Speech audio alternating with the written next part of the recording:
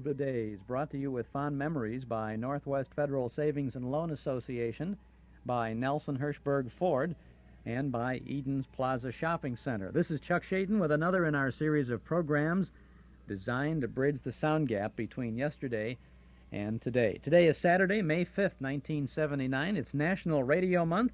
We always celebrate, and so beginning today for the next 7 weeks, taking us well beyond National Radio Month, actually, we observe the occasion as we present a complete broadcast day from 1939.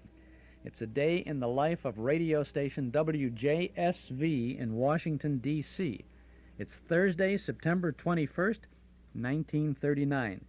Now, today we'll hear the beginning of that special day in history as we tune into the station's sign-on and continue through the early morning programming featuring wake-up music and the nation's capital's popular disc jockey, Arthur Godfrey. Our special guest today in the studio and throughout the weeks ahead is Fred McDonald, professor of history at Northeastern Illinois University, who's going to help us put that day from 1939 into perspective.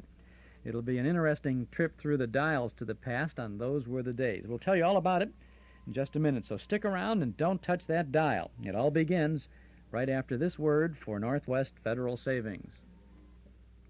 It's Northwest Federal Savings time. We've got more time for you. Northwest Federal has more time for you. More hours, more convenience, and right now, more gifts for savers. Choose from a terrific selection of quality Samsonite luggage at special low prices. Or pick a genuine leather Buxton accessory free or at greatly reduced prices. Just deposit $100 or more at any Northwest Federal location. You can choose Samsonite hardside or softside luggage, Cordoba softside flexes for easy packing, and Montbello 2 hardside keeps its tough molded shape. Or take a beautifully crafted Buxton leather accessory. But hurry while the selection is best, one gift per family. Stop by any Northwest Federal Savings Center and see the selection. It's just one more example of how Northwest Federal does more for you. It's Northwest Federal Savings time. We've got more time for you. And tonight we have a good time for you at Northwest Federal Savings. The Chicagoland Theatrical Troupe is going to present a live stage production of Gypsy at the Northwest Federal Irving Park Community Center Auditorium. Show opened last night. It will continue for 3 weekends in this month of May, every Friday and Saturday evening at 8:15, Sunday at 2 o'clock. Tickets are $4 per person, and of course it's a great show. Gypsy is a marvelous show, and there is an exuberance among the young people who are performing on this. They're so close to professional that you won't know the difference. I hope you can get over there. Tickets are available in advance at any office of Northwest Federal Savings, and you should check before you go on over there to make sure, especially on a Saturday night, if there are any tickets available. But otherwise, you can pop over there and have a really fine time with a good live production of Gypsy on our stage at Northwest Federal. And the memory movies will resume again on the 26th of May with a slapstick comedy festival with the Three Stooges, Charlie Chaplin, Abbott and Costello, Buster Keaton, Charlie Chase, and many others. And if you'd like to go to that, you can get your tickets in advance at any office of Northwest Federal. And we'll be talking about that, about those advanced ticket things, a little bit later on. I'm Chuck Shaden. This is our Those Were the Days program from WNIB in Chicago at FM 97, a complete broadcast day. We always try to present something very special in May, National Radio Month. We are among the very few to celebrate National Radio Month, but we've been doing it for 9 years now. Nigh on to 9 years we've been celebrating National Radio Month, and we thought, what could we do this year that would be a little different than things that we've done in the past? In the past, we've taken 7 weeks and we've looked at the sounds of a different night of radio, a different night of the week on radio. We've taken the Sunday shows and the Monday and the Tuesday and the Wednesday shows and played them in that order. We've done that a couple of times. We've also taken a look at the 20s, the 30s, the 40s, and the 50s, and the 60s, and even the 70s. We've taken 5 different decades of radio and listened to programs representative of those decades over the years. But this year, since we have uncovered a complete broadcast day from a radio station in Washington, D.C., this year we thought we would present the entire broadcast day for you. Now, when I was first putting this together, I thought that I would take highlights of the broadcast day and do it in 4 Saturdays during National Radio Month May, and just take the highlights. But as I got into it a little bit, I discovered that this was not just any old ordinary day, and we really should retain the news items, which was why they broadcast this in the first place, or why they recorded it, and many other important factors on this. So we decided then to take the full 19-hour broadcast day and present it over 7 weeks. Now, to give us a little background about the year 1939, and perhaps about this day in particular, we've asked a good friend of ours, Fred McDonald, who is in reality Dr. Fred J. McDonald, professor of history at Northeastern Illinois University, to join us on quite a few of these Saturday afternoons, not so much as to study this day in depth. We don't want to make a big history lesson out of all of this, but to give you some background and to put the day into perspective. So, Fred, we're very happy that you could be with us today, and we're looking forward to getting lots of good information from you about this day. Well, it's nice to be here, Chuck, and I think your listeners have an extraordinary treat in these next 7 weeks, a chance to relive an entire day of broadcasting of 40 years ago. Exactly. It is almost 40 years ago, 1939 to 79. The day we've chosen, and we didn't really choose this day over all the other days that were available to us. This is the only, in my knowledge, this is the only day in history that we know of that has been totally recorded from sign-on to sign-off. Right. This was a project of the National Archives in 1939, keeping in mind that future generations would find great interest and great scholarly interest, too, in actually listening to what the average listener to CBS would have heard in September of that year. Now, we're going to be getting many of the CBS network programs on here, but also we're getting the local programs as produced by this station. And the station, by the way, gang, is WJSV in Washington, D.C. Now, in the Nostalgia newsletter, there is a typographical error 3 times. We call it WSJV, but it's wrong. We transposed it once and picked it up each time. It's WJSV. WJ as in John, S as in Sam, and V as in very good, or Victor. Victory, we should say. V as in WJSV. Station was at, the opening of the sign-in of the station, we'll tell you a little bit about it, was at 1460 on the AM dial. That's like all the way on the right side of the dial, 1460. And it was operated by the Columbia Broadcasting System. Now, Fred, they put this in the National Archives, and why do you suppose they did that? He asked, knowing, but wanting you to tell. Well, I think that the most important part, of course, was that this was the day that Franklin Roosevelt made a monumental speech before Congress in which he proposed the repeal of the Arms Embargo Act. The United States had been, since 1937, by law, not allowed to give armaments to any belligerent country. That is, if the Chinese and the Japanese were in a war, as they were in the Far East at this time, they couldn't they couldn't sell arms to the Chinese or to the Japanese. Now, with the war breaking out in Europe on the 1st of September of 1939, the Americans were not, by law, allowed to sell to the British or to the Nazis. And, of course, Roosevelt felt it was important to begin the dialogue, the debate, to change the American neutralist position. So I think this is the overriding issue of the day. And these were tense times. 3 weeks after the war began, I think the people involved with the recording simply wanted to capture the spirit, the flavor of the time as America faced another world war. Do you suspect, of course, because the fact that his speech was going to be heard on the Columbia Network that day, that was the catalyst for choosing this particular day? Well, I don't think that they had really planned that far in advance, that they knew when Roosevelt was going to make the speech. I would imagine the recording preparations for this day would have taken weeks to set up, and all sorts of letters would have had to been exchanged with... You had to exchange letters with the CBS offices in New York City to get clearances and so forth.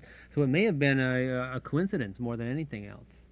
But perhaps, as you suggest, it may have been purposely chosen because of of the monumental nature of the Roosevelt speech. I had not considered what you're saying now. I had not considered that they would need an awful lot of preparation to decide to record this day. And indeed, as we listen to this, I'm not all that aware of, one disc ending and the next disc beginning, but obviously in 1939 they must have used discs. Well, they would have taken it. this right off. They probably took this directly off the air, so that you wouldn't have heard that as you would have if they had recorded but it in the studio. in the copy that we have, though. Oh, yes. I mean, because the copies have been made from the discs in the first place. Well, I think the original tape from which your copy comes was done professionally at the National Archives, where it's been disseminated. Oh, maybe you mean they have cleaned it up a little bit. Right. I get it. Yeah, that's right. This is really quite a thing, and they do make announcement of the fact that they're recording the day from time to time during this broadcast day. So well, it's not every day you get to make history and know you're making it at the time, and I'm sure all the people involved from Godfrey till 1 o'clock in the morning knew that this was an important, a really special day. Well, we're going to listen to a little bit of it. We're going to start with the sign-on in a little while. There is one thing I do want to mention at the onset of all of this, and that's I don't care what radio station you would have in this country, and I don't care what day you might choose. If you were to listen to that station for the entire broadcast day, you would find things on there that are not of interest to you, that are some things that are tremendously exciting and very, very interesting and very entertaining, and other things that are absolutely boring, that are totally uninteresting and otherwise unappetizing. So this broadcast day, as we present it over the next 7 weeks, is going to have all those elements into it. They're going to have things that you're going to say as a listener to this, oh my gosh, I can't, this is bad. Or you're going to say, wow, this is really good. But we've decided that in the interests of history, in the interests of our interest in old-time radio, and in the interest of those tapeworms out there in Radio Land who say this is a fine opportunity to get a slice of history for ourselves, we're presenting the whole broadcast day. So you'll have to bear with some of those slow things. And I might also say that, in my opinion, some of the slowest portions of it, or the dullest portions, may be in what we're going to hear today as the opening. I'm not trying to apologize in advance. I'm trying to warn you and invite you to stay with us. Because we're going to try to highlight this and make it as interesting as we can in some of the little duller spots. And let's start out with that. Fred, what was September 21st, 1939 like in this country? What was the scene? What was the tone of the country? Now, you mentioned before 3 weeks after the outbreak of war in Europe. These were tense times, Chuck. It had been 3 weeks since the Germans invaded Poland. It was only several days after that invasion that both the French and the British declared war on Germany. Europe was heading for what most people didn't want, and that was another world war. The Americans, of course, throughout the 20s and 30s had been neutralist. Their popular opinion had always been against becoming involved, and people were scared in the 21st of September of 1939. Scared that the war would eventually come here, or that the Americans would eventually go there. And above all, I think they really were trusting in the leadership of the government. Interestingly enough, a Gallup poll was published on the 21st of September, the same day we're listening to, that showed that 61% of the American people were behind Franklin D. Roosevelt, that his popularity had risen to that height, which was astronomical for a man who had been in office for about 6-7 years at this point. So that there seems to have been a great credibility in the government, and I think part of that is because of the fear that really gripped mass America. There was a song that was on the hit parade on that particular day. This was a Thursday, and it was on the hit parade the week before, the Saturday before, and as number one, and it was on the hit parade the Saturday following as number one. It's a song from an absolute classic movie that was released that year. It was a song of hope, as a matter of fact, and it seemed to be built right into these times. And the song, and we have it for you now, was this one.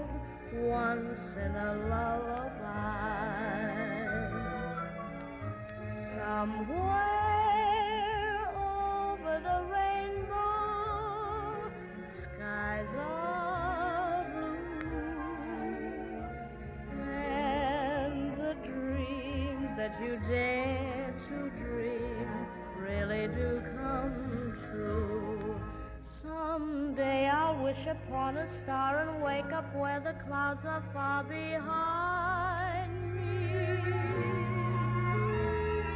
where troubles melt like lemon drops away above the chimney tops.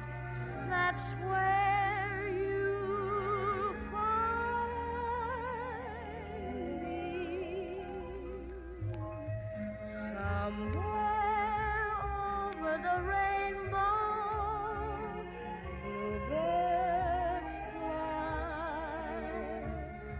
bluebirds fly over the rainbow. Why then, oh why can't I?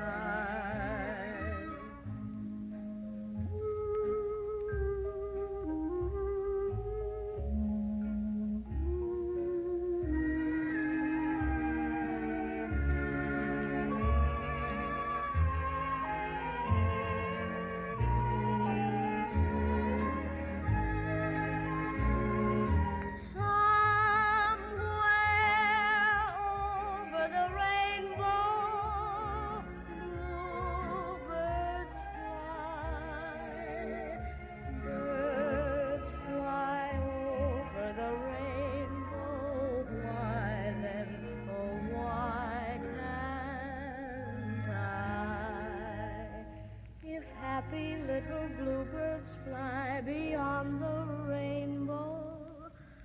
Why, oh, why can't I?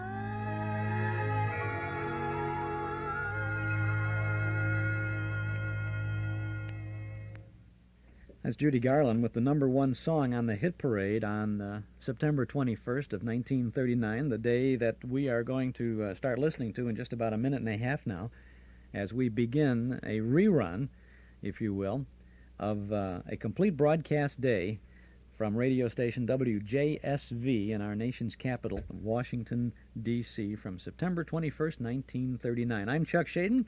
With me in the studio this afternoon is Fred McDonald, and we're looking back at 1939. Eden's Plaza Shopping Center, where plenty of free parking makes it a pleasure to shop your favorite store or service. Eden's Plaza Shopping Center, where Eden's Expressway, Skokie Boulevard, and Lake Avenue meet at Wilmette. Eden's Plaza Shopping Center.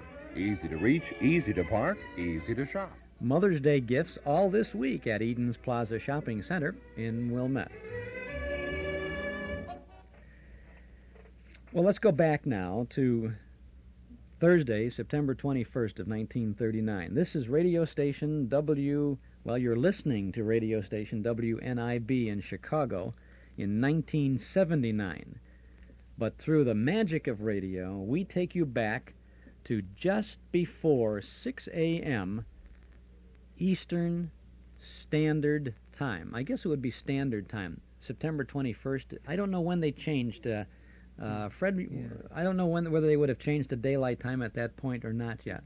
You've got a good question. Yeah. I don't think so, not at this time. Maybe someone out there would know that. In wartime, we wouldn't be running on wartime yet, not for a couple of years. Right, that would still be, it wouldn't be Eastern wartime yet. Yeah, well, okay, anyway, we're going back to just before 6 a.m. for radio station WJSV in Washington, D.C. Good morning. This is station WJSV, owned and operated by the Columbia Broadcasting System, with studios in the Earl Building at 13th and East Streets Northwest in the city of Washington. Our transmitting facilities are on the Mount Vernon Memorial Boulevard in historic Alexandria, Virginia, on property leased from the Richmond, Fredericksburg, and Potomac Railway Company. Station WJSV operates on a frequency of 1,460 kilocycles by authority of the Federal Communications Commission. 6 o'clock.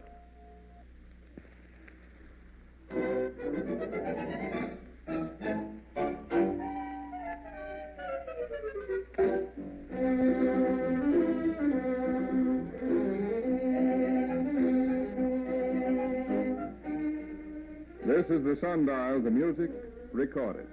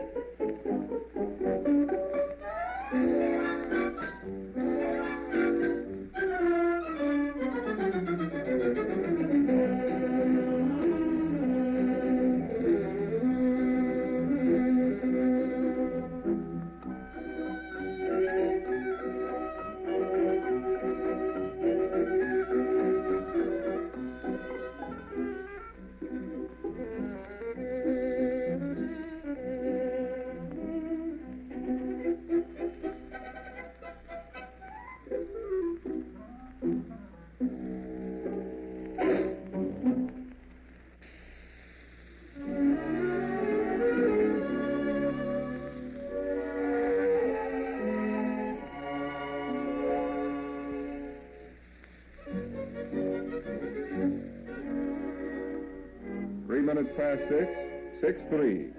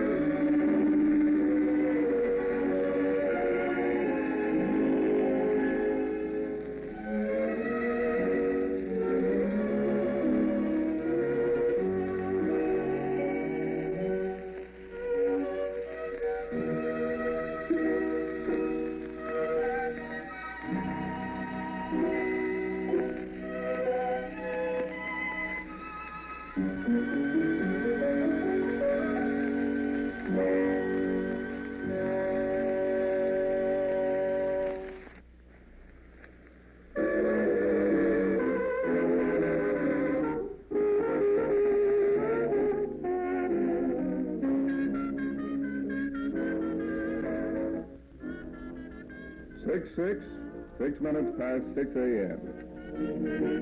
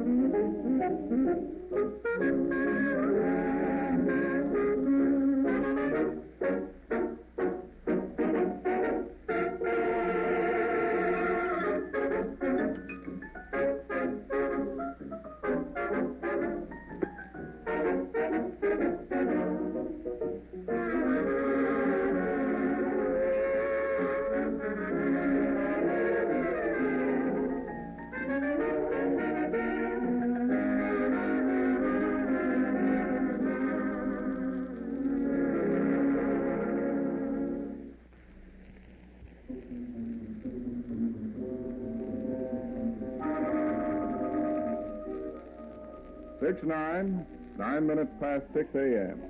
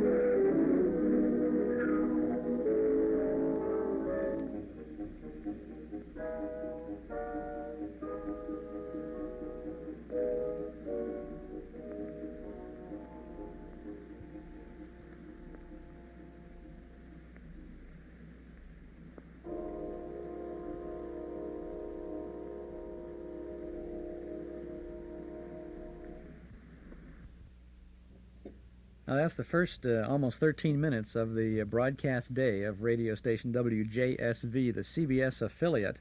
Actually, was owned and operated by CBS, so it was in what they call an O&O station, owned and operated, in Washington, D.C.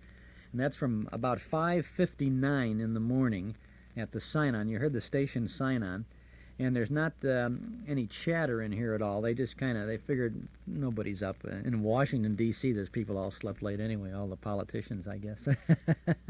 But there was the early morning scene, and the tempo of the music, interestingly enough, will pick up as the clock ticks around from 6 o'clock. They're figuring, well, we lull you out of bed gently and then start picking it up a little bit. It's kind of interesting, a lot of fun. I'm Chuck Shaden. Fred McDonald is with us today as we look back on this day in history, a complete broadcast day from WJSV in Washington, D.C., as heard on WNIB in Chicago at FM 97. By the way, there is no longer a WJSV. The call letters later were changed to WTOP, which was top of the Capitol Dome, you know. All the stations have call letters that mean something, so that's what that was. I would guess it's the top of the Capitol Dome. It might have been the point of the Washington Memorial or something. Who knows? We'll continue with this in just a moment. You buy with confidence when you get the Townhouse Guarantee from Townhouse TV and Appliances. Give them a try. They won't be undersold and you won't be underserviced. Shop around, get the best deal possible, then visit Townhouse. Townhouse guarantees that you'll get the best price on the hundreds of Frigidaire refrigerators, washers, dryers, and ranges in stock. And there's more. Townhouse guarantees to make delivery on the day promised, guarantees normal installation on all products delivered, guaranteed to move your old appliance to the basement or the garage, or to remove it from the premises if you like. Check with Townhouse and take advantage of the big Townhouse guarantee from Townhouse TV and Appliances, 7243 Touhy Avenue, just west of Harlem. Open Monday, Thursday, and Friday nights till 9. Saturday until 5. Fred, our comments before about the daylight savings time, we didn't know whether this was 6 a.m. daylight saving time or was it Eastern Standard Time. brought a lot of response from our listeners. Bill Hannon called, and Bill is a regular listener of ours, and he called. He's a real time detective. And he said that on March 19th of 1918, Congress passed a law providing for daylight savings time, although they didn't call it daylight savings time. They just advanced the clock 1 hour between the end of March and the end of October. Now, that's a little longer than we have now. Of course, we flip-flop a little bit with it now, right? Right. It was, excuse me, it was originally set up, of course, during the war, World War I, in order to have more time with natural daylight to work in the wartime factories, especially in the winter months. Well, according to Bill, he said that they said that it was also to conserve electrical energy. You wouldn't have to turn the lights on. That's right. They were, see, sounds familiar, doesn't it? Right. And it went into effect on the end of March, 31st of March in 1918. Now then, Sam Beamsdorfer, who is also a listener of ours regularly, he said that at that time the individual states could make their own decision on this. They did not have to, everybody just didn't go and they say, okay, boom, everybody does it. So there was a confusion. Well, that confusion existed, Chuck, up until the 70s. There were certain states, just driving to Michigan, you could get yourself into a lot of trouble if you didn't know if you were going ahead or back at one time. That's right. And the railroads, I guess they changed now, finally at last, in the 70s. But over so many years, the railroads always ran on standard time.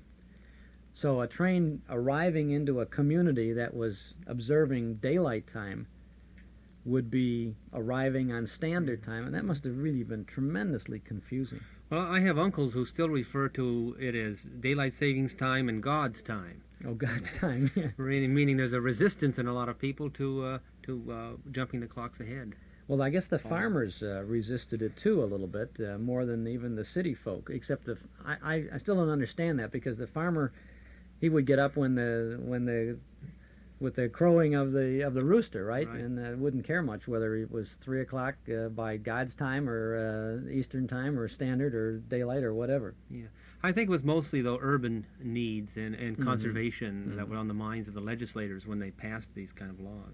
Sam said that in World War II, the whole country went on double daylight time during this period of the year in the spring and fall, between the spring and fall. And that for most of the war, the whole country was permanently on daylight time. So somewhere in the probably early 1942, they said we're advancing our clocks. We're setting our clocks forward 1 hour so that we get longer daylight. And then when the normal daylight saving time came into effect, end of March, end of April, whenever it was, then we were on double daylight time. And that stayed that way until the end of the war, probably after the summer of 1945. Interesting material. We thank all of the contributors. That's what we always say. You know, we're all in this together, and we contribute to the whole and make an interesting look at it. We're going to continue to look at the early morning program on WJSV in Washington, D.C. in 1939 in just a moment. The fine family of Paterno offers you a selection of fine wines from the vineyards of the world, from California to France, from Italy to Portugal. You'll find the Paterno wine cellar stocked with the widest selection of wines from all the best places. Paterno Foremost Liquors at 5303 Milwaukee Avenue at Central, just north of Foster, is the largest beverage store of its kind in all Chicagoland. A visit to the Paterno wine cellar is an experience you won't forget, and you'll return often to keep your own wine cellar stocked.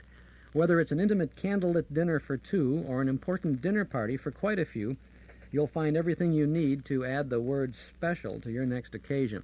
Visit the wine cellar at Paterno Foremost Liquors, open Monday through Saturday from 9 in the morning till 10 at night, Sunday from noon to 6. Paterno Foremost Liquors, 5303 Milwaukee Avenue at Central, just north of Foster. This is Chuck Shaden with Fred McDonald this afternoon on our Those Were the Days program from WNIB Chicago at FM 97. Now, in this next segment of the broadcast day, this is from about 6:13 or so in the morning on September 21st of 1939, you're going to find a very interesting and probably a very embarrassing thing, because they were recording this whole day for the National Archives, and here the station has to leave the air for technical adjustments, and they were off the air for a short period of time. Now, we're not going to have dead air here for that whole time that they were off, so we've kind of telescoped it. But if you notice a pause in here, don't stop your tape recorders. It's their technical adjustment, the need for the technical adjustment. And then you'll hear Arthur Godfrey coming in near the end of the half hour with his time check. Let's get back now to the broadcast day.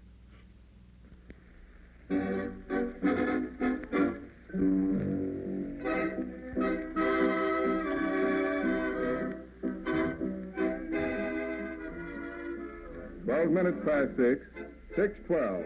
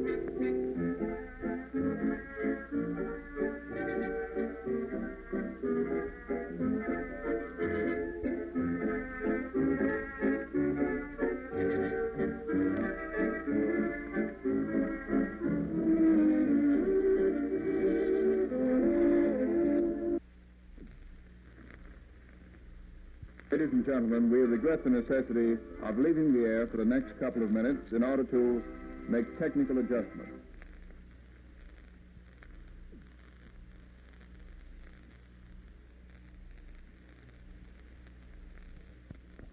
Ladies and gentlemen, the technical difficulties we will be set with a few moments ago have been alleviated, so we return to the air on an assigned frequency of 1,460 kilocycles by authority of the Federal Communications Commission. This is station WJSV in Washington.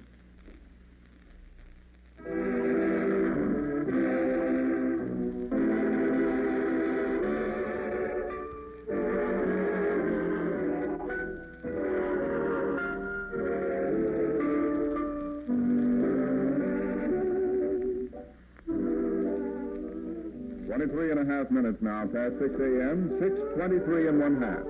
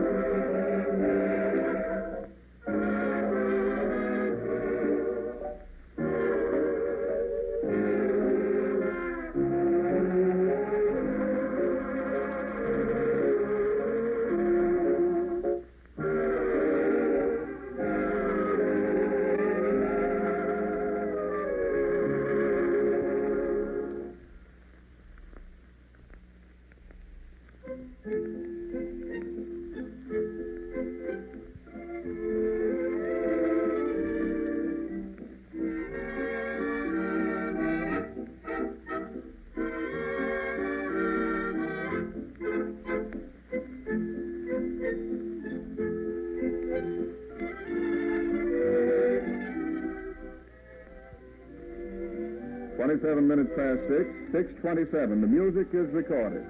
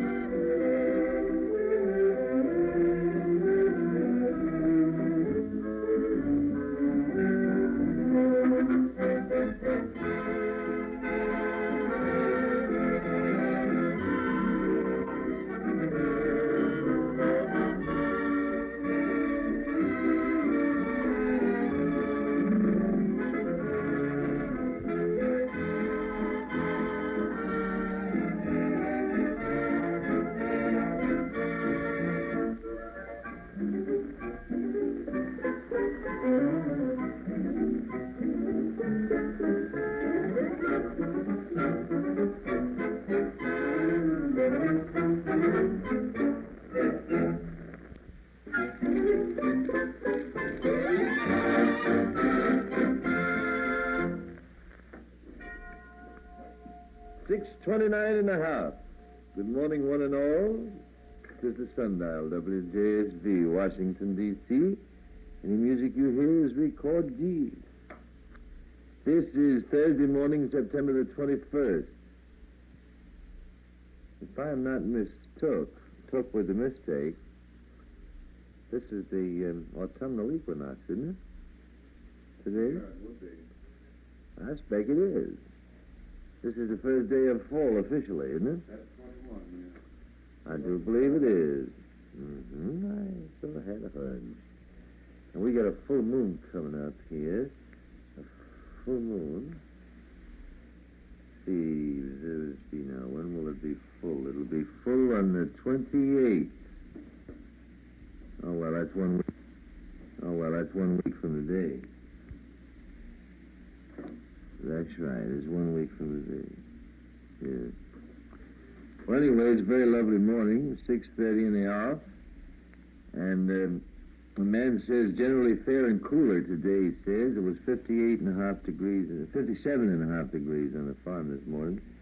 Friday fair with slowly rising temperature, gentle northerly winds today. Generally fair and cooler.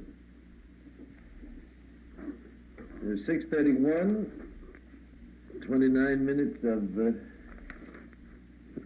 7 o'clock.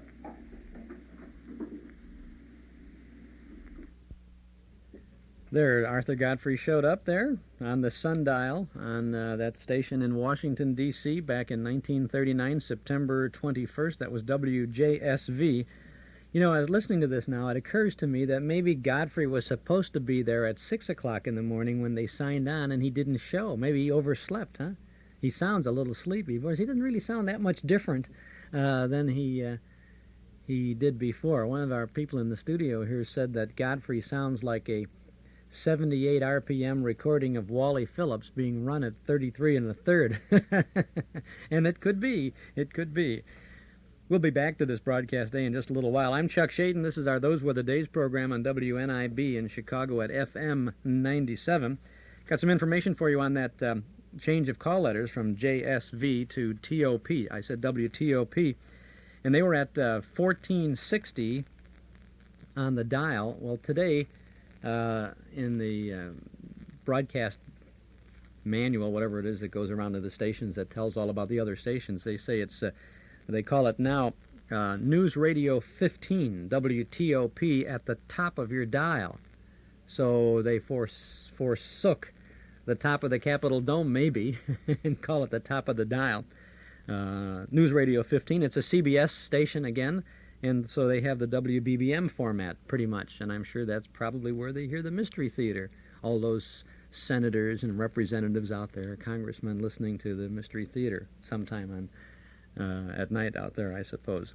Interesting information for you, though. Well, let's see. Ahead of us yet today, we have much more of this Sundial program with Arthur Godfrey, and you're going to play some recordings.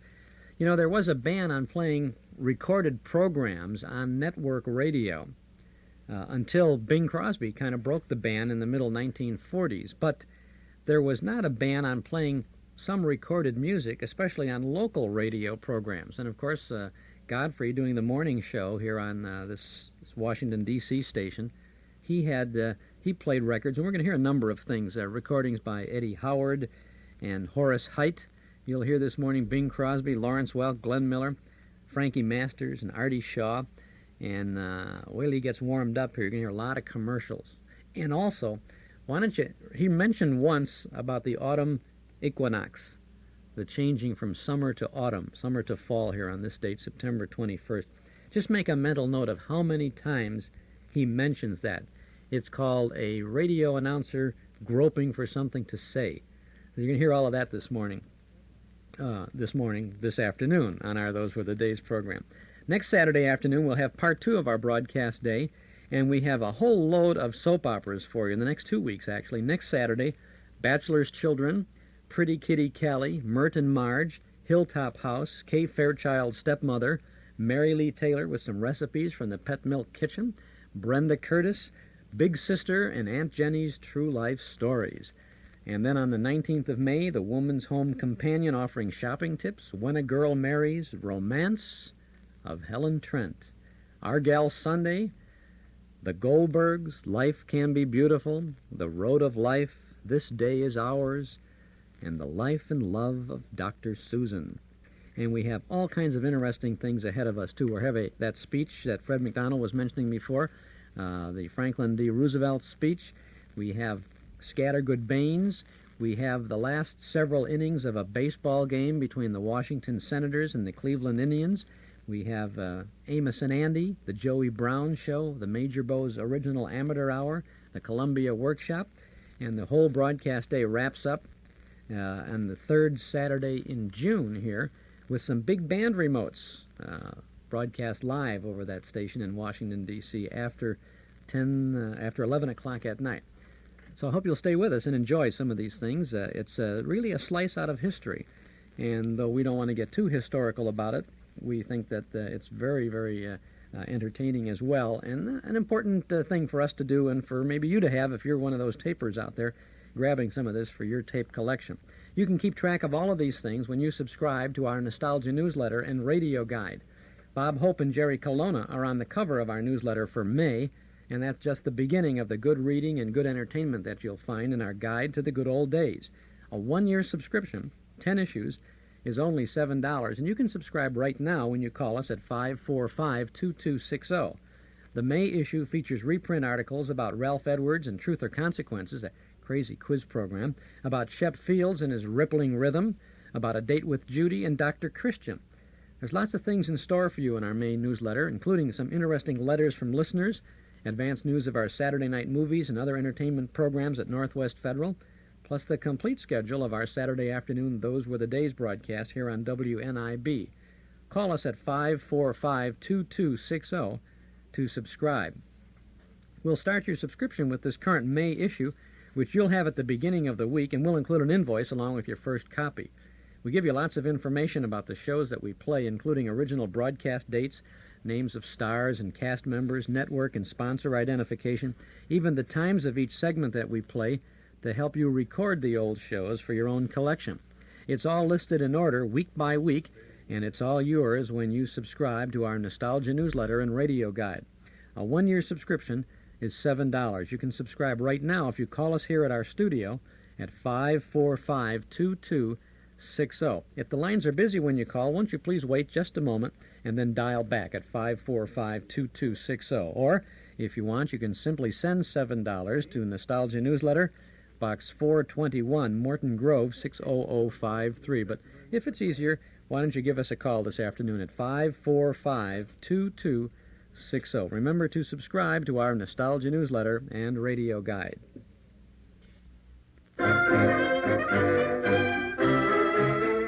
Back in 1931, Norm Nelson and Ralph Hirschberg opened their Ford automobile agency on a small piece of land at 5133 West Irving Park Road.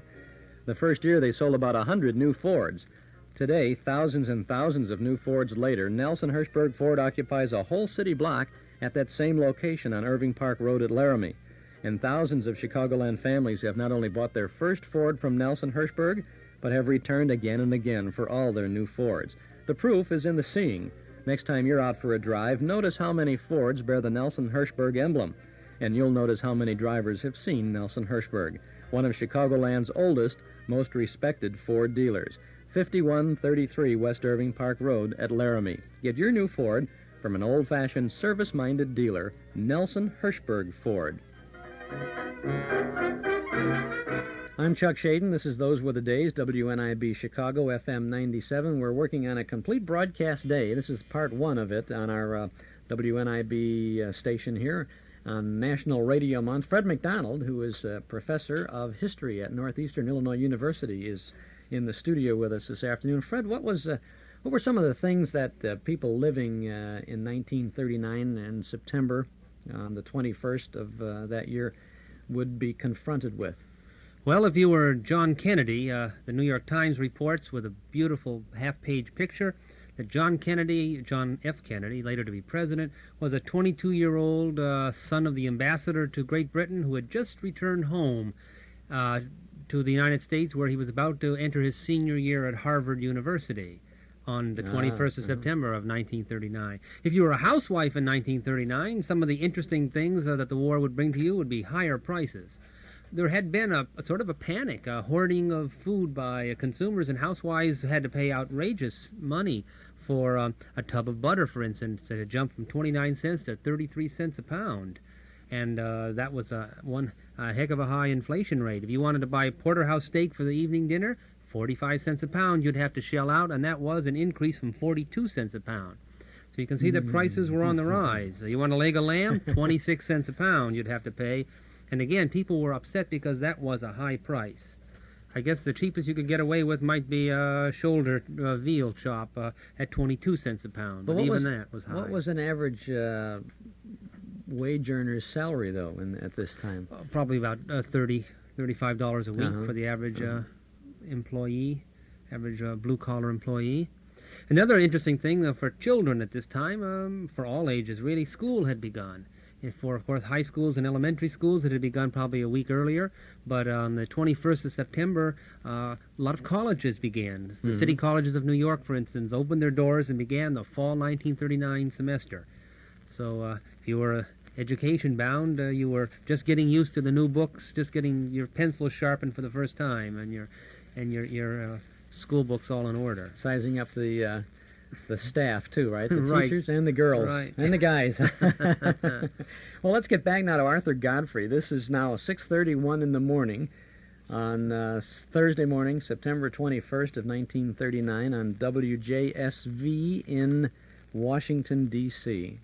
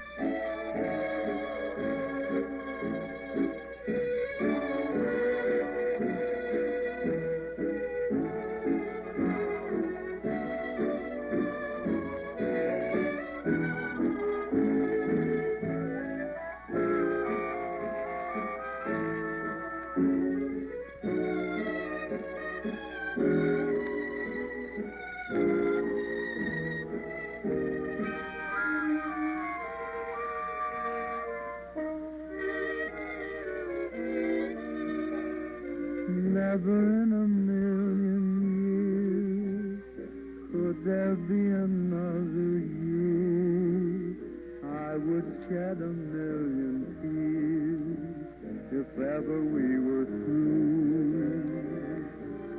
Never in a million moons could you ever be surpassed.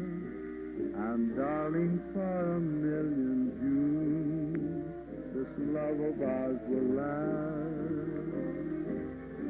There would be no world for me if ever we would part. Where I go, your name will be right on the tip of my heart. For only once in every lifetime, someone just like you appears. Is there any greater glory, any greater thrill? No, never in a million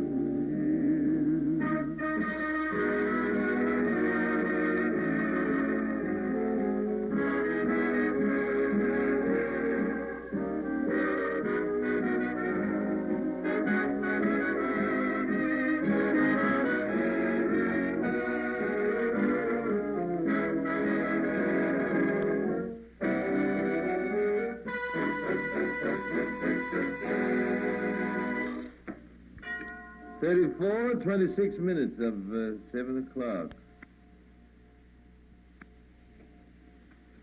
A citywide advance sale of tickets for the Amateur Boxing Carnival to be sponsored by the Washington Society for the Blind at Griffith Stadium on October 11th is underway now. The tickets are on sale at Griffith Stadium, all the police precincts, and are also being handled by 1,000 Boy Scouts who volunteered their services, bless their hearts. So if a Boy Scout comes around with a ticket for the Amateur Boxing Carnival at Griffith Stadium on October 11th, remember, it's sponsored by the Washington Society for the Blind, and you'll be doing a great turn. It's 25 minutes of 7 o'clock, it is. Anybody interested in a boat? As who isn't? You all remember Forey, don't you? Harold Forey, our very handsome young assistant chief engineer we had around here for so long. Forey had an accident, you remember, a couple of years ago, on horseback. Horse ran away with him, and he ran into a tree and broke his arm and his leg, and he was in emergency hospital for so long. Well, Harry's all right again, and everything's okay.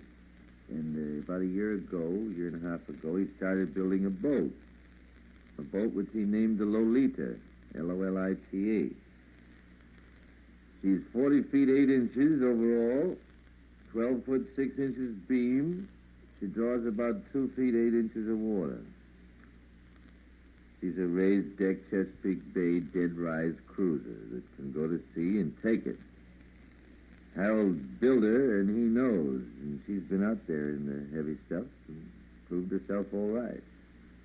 She's powered with a Gray 671 with a 2-to-1 reduction gear. She turns a 1916 wheel, and the motor has been run less than 75 hours. In other words, the darn thing is pretty near new. Her framing is white oak. All the planking is #1 Gulf cypress, except the 2 bottom planks, which are Washington fir. The other bottom planking is #1 Gulf cypress. Now, Harold's been transferred, you know. He's out in St. Louis. Is it St. Louis? Chicago, is it? Yeah, he's been transferred to Chicago as an engineer for Columbia, and he's got his boat here.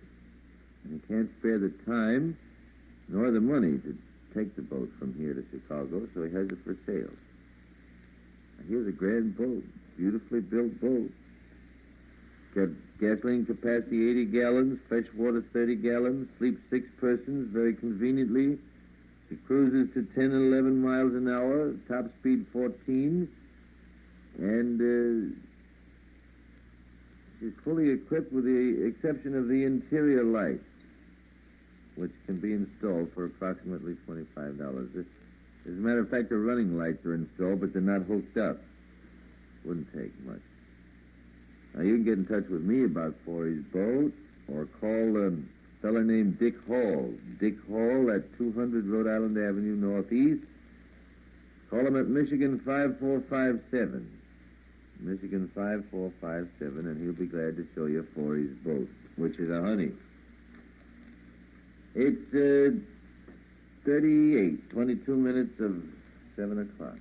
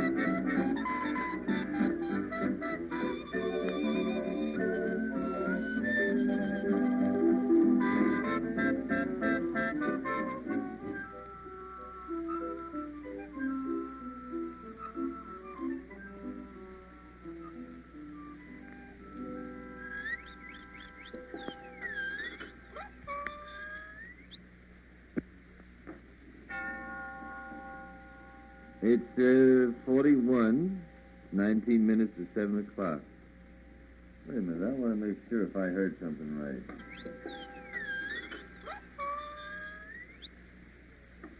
What lady done that? 19 minutes to 7 o'clock is the time. Arthur Godfrey there. See, he's the morning man. He's also working the control boards there too. He's a combo man.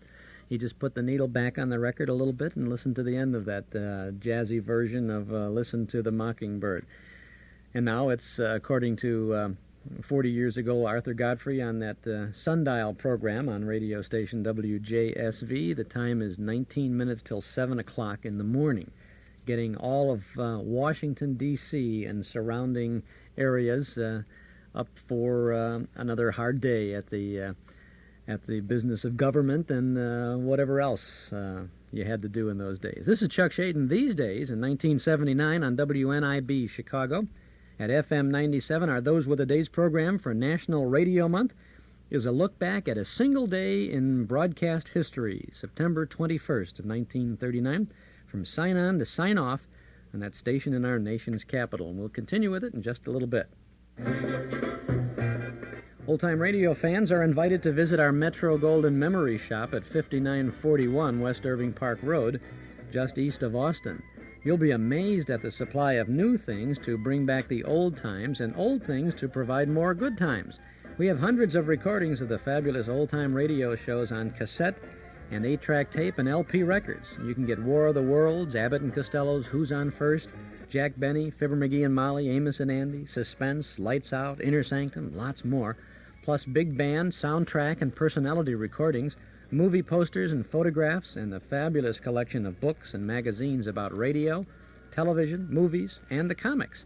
It's all there, and it's waiting for you at Metro Golden Memories, 5941 West Irving Park Road, just east of Austin. We're open 7 days a week, Monday through Friday from 11 till 5, Saturday till 7:30. We're open right now on Sundays from noon to 5. If you can remember it, you can probably find it at Metro Golden Memories, 5941 West Irving Park Road in Chicago, the MGM shop. Speaking of memories, we have memory movies, usually on Saturday evenings at Northwest Federal Savings over on Irving Park Road. We have, for the first 3 weekends in May, the Chicagoland Theatrical Troupe is presenting a live stage production of Gypsy. And you can get tickets in advance for that program Friday and Saturday at 8:15, Sundays at 2 o'clock at any office of Northwest Federal. Tickets are $4 per person with, I believe, a discount for senior citizens. Movies resume on Saturday, May the 26th with a slapstick comedy festival. Laurel and Hardy, the Three Stooges, Charlie Chaplin, Abbott and Costello, Buster Keaton, Charlie Chase, and many others. That'll be a benefit for the Juvenile Diabetes Foundation. Tickets will be $1.25. On the 2nd of June, we're going to have a double feature, Blondie's Lucky Day from 1946 with Penny Singleton and Arthur Lake, plus Ellery Queen, Master Detective, as Ralph Bellamy stars as the author assisting his inspector father at solving a murder. The Harmonicats will be on stage, and Gene Kelly and Rita Hayworth will be on screen in CoverGirl on a special weekend program the 8th, 9th, and 10th of June. We'll be talking more about that later. On the 16th of June, The Fleet's Inn, starring Dorothy Lamour, William Holden, Betty Hutton, and Eddie Bracken. And on the 23rd of June, It Came from Outer Space in 3D, and everyone who comes for that will get those special 3D glasses, and all you'll see what comes from outer space flying right over the heads of the audience. It's a good science fiction thriller. The donation for that program is $2. Now, last Saturday evening, we had the Gracie Allen murder case and Charlie McCarthy detective, and we had a jam-packed house. We turned away an awful lot of people, and there were a lot of disappointed people who hadn't gotten tickets early, who just kind of came up and found there were just no more seats left. It was a wonderful time, great double feature, and we had a good time. I'm sorry that some folks were not able to get in. But I do want to remind you that tickets for any of these programs are available in advance at any time at any office of Northwest Federal Savings. You can go to any of the 10 offices in Chicago and suburbs and tell them you want to get a ticket for the 3D movie Came from Outer Space, for example. It's $2. You can pay them, and they will give you a ticket right on the spot. And they will check with our main office where all the tickets are held to see about the availability. Then they write up a kind of a little Ticketron thing. It's our own Northwestatron, if you want to set this thing in motion. So if there's anything coming up that you would like to make certain that you see and get into, get your tickets ahead of time at any office of Northwest Federal Savings. Just want to mention that so that you're well aware of it, so we don't have too many disappointed people if we do have a packed house sometime and you're not able to get in.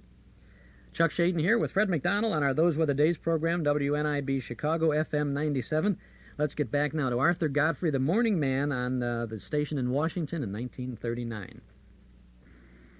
Generally fair and cooler today, the man says. It's going to be a nice day. You better come on, get up. You better come on, get up. You better come on, you better come on, you better come on, get up. Ya-da-do-do-do-do-do, do-do-do-do-do. How you like Pepsi-Cola, Mother? You like Pepsi-Cola? Why don't you get a lot of it and keep it around the house and serve it to the kids when they come home from school? It won't hurt them. It's good for them. Wholesome, healthful, made from the essence of pure fruit juices. You couldn't hurt anybody with it. And its tangy fruit flavor appeals to young and old alike. And it's only 5 cents. 5 cents for a big 12-ounce bottle that contains 2 full glasses, or 2 glasses full. Now, why don't you order the handy carry-home carton, 6 bottles of Pepsi-Cola.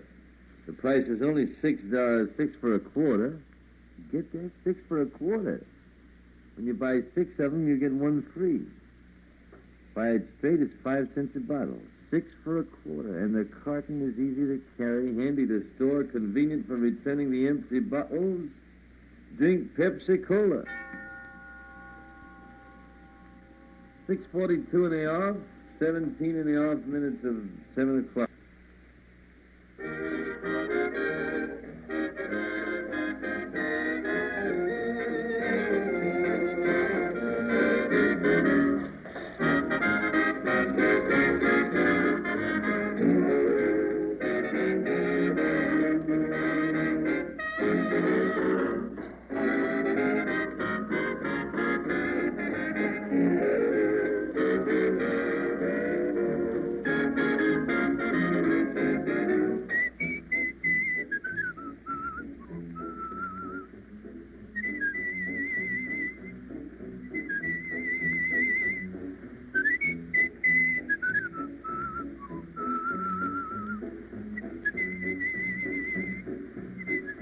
Look here, partner. What's all this highfalutin whispering about? Why are you so happy? Well, I tell you, Butch, it goes like this. In the evening when I climb down from my saddle, oh, yippee-yi-yay, yippee-yi-yay.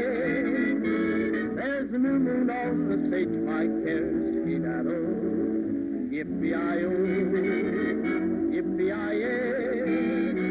When the ride on the range, you'll understand. It's heaven on earth, it's the promised land.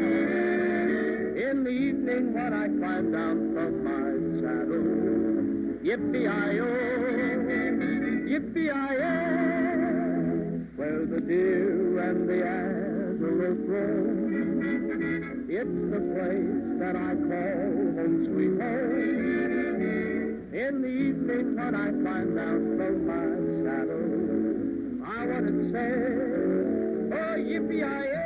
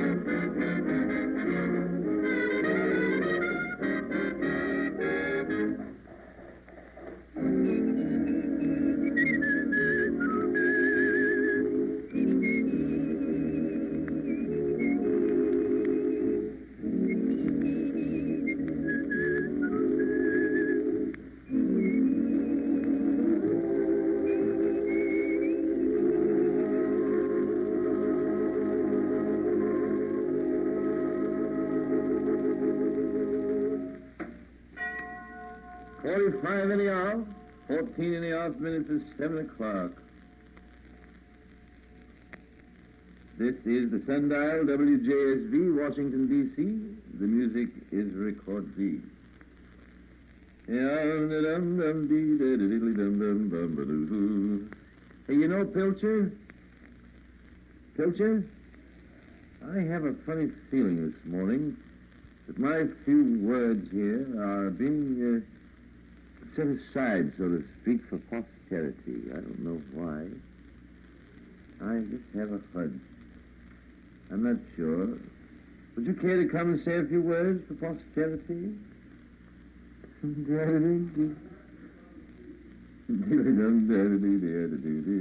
here's one that'll get you down, my friendly. It's 14 minutes to 7 o'clock.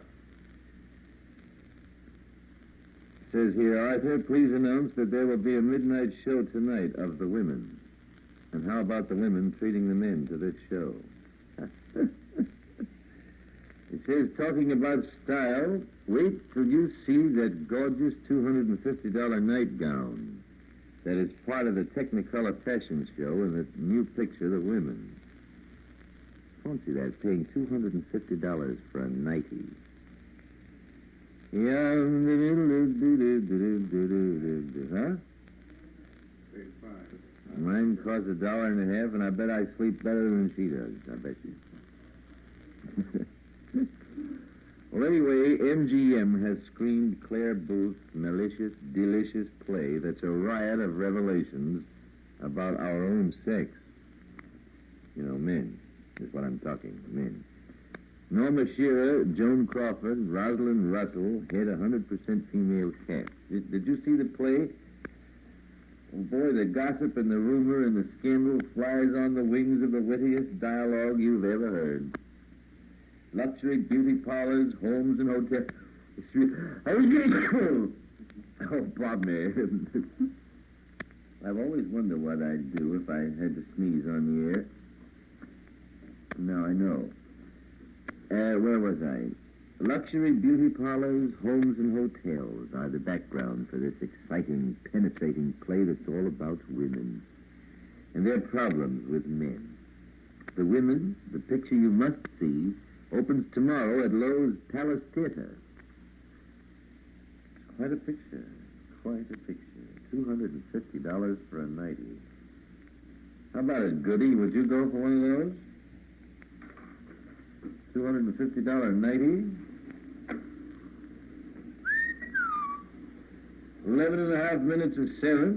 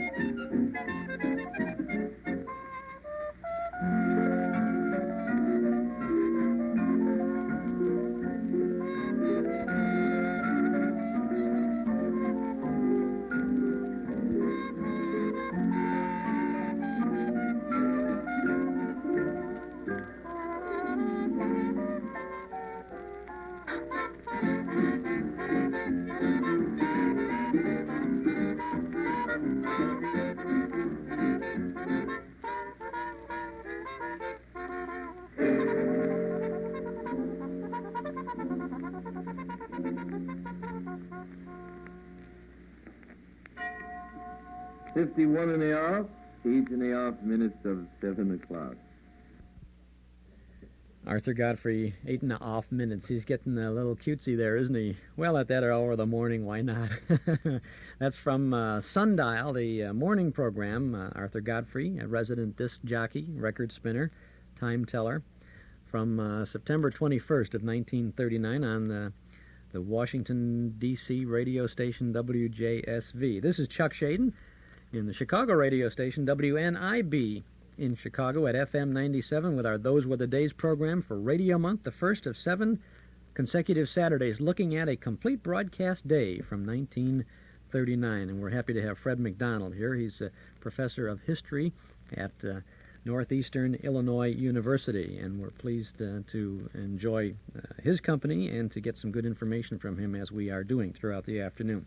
Right now, this is a brand new month, and of course, since this is a Radio Month, we have a very special cassette tape for you for Radio Month. Listen to this. One Man's Family, brought to you every weekday night at this time, transcribed by Miles Laboratories, makers of Alka-Seltzer and many other fine, dependable pharmaceutical products.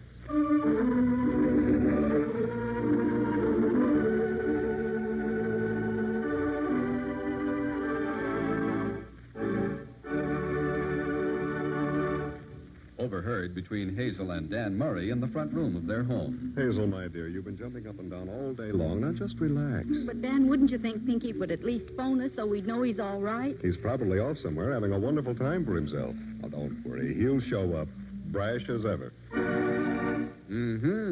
So that's how it is with the Barbers today. That's how it is, and that's the opening of another chapter in the life of One Man's Family. It's our National Radio Month special cassette tape series for May. This is super special, too, as we offer you a set of 3-hour-long tapes of One Man's Family, Book 80, Chapters 1 through 18, written and created by Carlton E. Morse, and dedicated to the mothers and fathers of the younger generation and to their bewildering offspring. Now, this set of 3 tapes is yours during Radio Month, May, for only $10 from the Hall Closet, Box 421, Morton Grove, 60053. It's a very good deal for you. You'll meet all the members of the Barber family, and Father Barber's grandson, Pinky, will infuriate you as he flunks out of college, borrows money, becomes involved with a rich girl, and frustrates his parents and the whole family. It's delightful fun, it's true to life, and it's a must for your radio tape collection. Regularly $14, this set of 3 60-minute tapes is available this month, our May Radio Month special, for only $10 from the Hall Closet, Box 421, Morton Grove, 60053. Now, you can get this One Man's Family set at any office of Northwest Federal Savings, or when you visit our Metro Golden Memory Shop at 5941 West Irving Park Road, just east of Austin. Now, our regular cassette tape of the month for May features 2 fine Western adventures for just $5. We have John Wayne starring in a good radio version of Stagecoach, plus Joel McRae starring in Tales of the Texas Rangers. We'll tell you more about that later on, but that's only $5 from the Hall Closet. Now, if you'd like One Man's Family set for $10 and the John Wayne Joel McRae tape for $5, then just send $15 to the Hall Closet or pick up your tapes at Northwest Federal or at our MGM shop. Fred McDonald, we're listening into this broadcast day from 1939. Arthur Godfrey is the morning disc jockey. How many people would you estimate? Now, I'm pulling this right off the top of our heads here. How many people would have been listening to Arthur Godfrey in Washington in 1939? Well, you figured the potential audience would be all of Northern Virginia, Maryland, Washington, D.C., well over 1 million people. At 6:45 in the morning, I would imagine you'd have children up getting ready to go to school. You'd have mothers up and fathers perhaps shaving by this hour of the morning, getting ready for a day's work. I would imagine 500,000 people on a CBS station. Yeah, that's right. It would have been a network station. Mm-hmm. A lot of people would be ready to tune in. With a very powerful signal. Mm-hmm. What else was happening in 1939 about this time? Well, it's interesting listening to him talk about the weather, and it's going to be a nice sunny day, about 70, 75 degrees in that range, because that very day, Los Angeles was in the midst of a killer heat wave. They hit 106 degrees on the 21st of September, 1939. That was the 6th consecutive day of 100-degree-plus weather in Los Angeles. And, of course, with little in the way of air conditioning in those days, there were 49 people who had died already. Oh, my gosh. And it looked like there was no relief in sight. In fact, the low, at 2 in the morning, it hit 90 degrees. At 2 in the morning? At 2 in the morning, a nice suntan at 2. That must have been murder sleeping, you know. The low was 81 at dawn, at which point the weather started to improve, and it went up again over 100. So I would think if you were in Chicago, you wouldn't want to go to Los Angeles that day. A better shot would be to fly to New York City. It was only a 4-hour and 35-minute trip on American Airlines for a low... From Chicago? From Chicago to New York, 4 hours and 35 minutes. For $45. $45. It's a nice low fare if you could stand the. Well, what would it cost? What does it cost now? It takes about an hour, a little better than an hour, to get to New York today. And the fare to New York? I don't know, we must have someone from... There are a lot of United Airlines people not working, so maybe they'll call and tell us what the flight is. It was $45 round trip or one way. Oh, yes. I think that's high. I think that's high because it costs around $200 and some to go to Los Angeles today from Chicago. If I'm talking about coach fare now, so it might be around $100. Well, relative to the price of, say, a chuck steak at 25 cents a pound, that does sound like it was a high price. Yeah, and that's my favorite steak, too. Let's get back now to Arthur Godfrey, who's going to do a commercial now in 1939 on the Sundial program. Has anybody got the misery in the muscles this morning? Maybe you work too hard or you play too hard. And you're left with the sore, aching muscles. So you must try Minute Rub. MINITRUB, Minute Rub. It's a new and different way to help relieve any kind of muscle discomfort quickly. You just rub on the Minute Rub, and soon its counter-irritants and pain-relieving actions working together start bringing you real comfort. Minute Rub. It's grand for aching puppies, too. Oh. And it quickly helps relieve nervous headaches due to overwork or fatigue. Minute Rub is greaseless, it's stainless, and it's approved by Good Housekeeping. Get it too from your drugstore today. Never be without this Claventrude. Minute Rub, MINITRUB. Yeah, 6:52 and a half. 7.5 minutes of 7 o'clock, the 21st day of September. Fair and slightly cooler today. Fair and slightly cooler, the man saith. Mr. Harry Rainsberger, Jr. has a birthday today. Hello, Mr. Rainsberger. Greetings from your family, Miss Friendly. Let me see what else is there here. What you should know about, which you should. Oh, yes. A little message here from my neighbors out there in Virginia. The council of the town of Leesburg and the Leesburg Rotary Club have adopted resolutions urging the State Highway Commission of the Commonwealth of Virginia to take steps to improve Virginia Route number 7. That's the Leesburg Pike, you know, between Clark's Gap and Falls Church. Now, the chairman of the Highway Commission is urged to arrange for a public hearing of all governmental bodies, civic organizations, and their representatives. And when the date has been set, all officials, civic leaders, and citizens are urged to attend. So, let us all inform the chairman of the Highway Commission of our interest in the improvement of the Leesburg Pike and get him to have a public hearing, and let's hear what we folks have to say. The traffic on that road nowadays is something terrific. And it's the same old road that George Washington laid out many moons ago. It would be nice if we could get it widened and those blind hills and curves taken out of it. Huh? So it's 5.5 minutes before 7 o'clock. Here's a new Horace Heidt recording.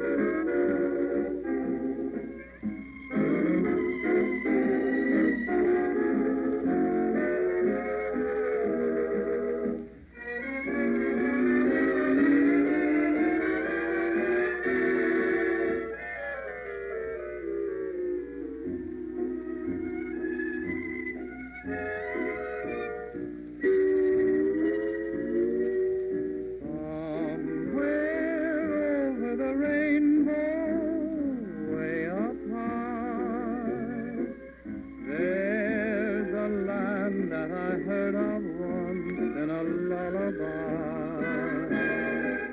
Somewhere over the rainbow, skies are blue, and the dreams that you dare to dream really do come true. Someday I'll wish upon a star and wake up where the clouds are far behind me, where troubles melt like lemon drops away above the chimney top. That's where you'll find me, somewhere over the rainbow. Bluebirds fly, birds fly over the rainbow. Why then, oh, why can't I?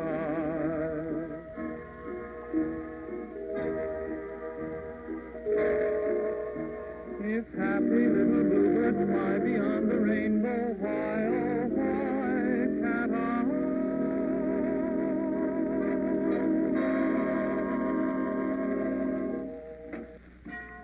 57 in the hour, 2.5 minutes of 7 o'clock.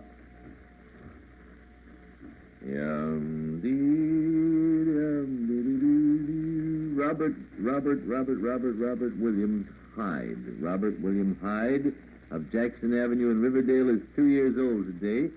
Hello, Robert. Hugh Wiley of 16th Street Southeast is a birthday, and Mrs. Melby, greetings from your husband and sister. Oh, dear, somebody lost a gold heart-shaped baby's locket, diamond chip on one side, the initials A.S. on the other. Was lost in Petworth. It's of sentimental value. If you found it, will you call Columbia 1943J? Thank you. 2 minutes of 7 o'clock.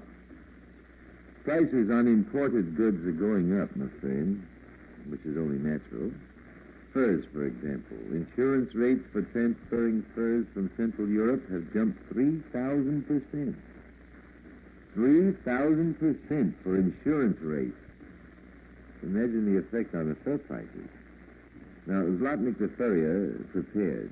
Months ago, Mrs. Zlotnick bought heavily of the choicest imported fur pelt.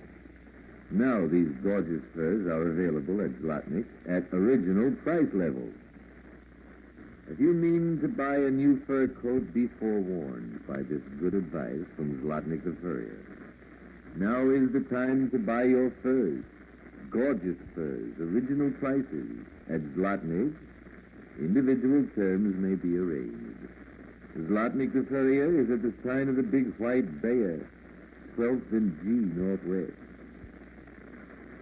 Drop in and see him, ladies. Zlotnick, spelled M-E-R-R-Y-M-A-N, Zlotnick. So it's 6:59 in the hour, 1.5 minutes before 7 o'clock. 21st day of September, the autumnal equinox, I think. I'll give you a gong when it's exactly 7. This is Sundial, WJSV, Washington, D.C. The music is recorded. Thank you, Arthur Godfrey, without Tony Marvin back in Washington, D.C. on September 21st of 1939. Part of the complete broadcast day that we're featuring this National Radio Month on WNIB Chicago, FM 97, taking you back 40 years for radio in our nation's capital. Arthur Godfrey is the morning man. We'll have all of his Sundial morning show right up until what would have been in those days 8:30 Eastern Daylight Saving Time, as we now know. We get so many listeners calling in with some good information. We'll share lots of it with you, too. We got the airfares, too, to New York City, so we'll let you know what that's all about. Right now, we want to call on the Harmonicats to help us with this little message from Northwest Federal.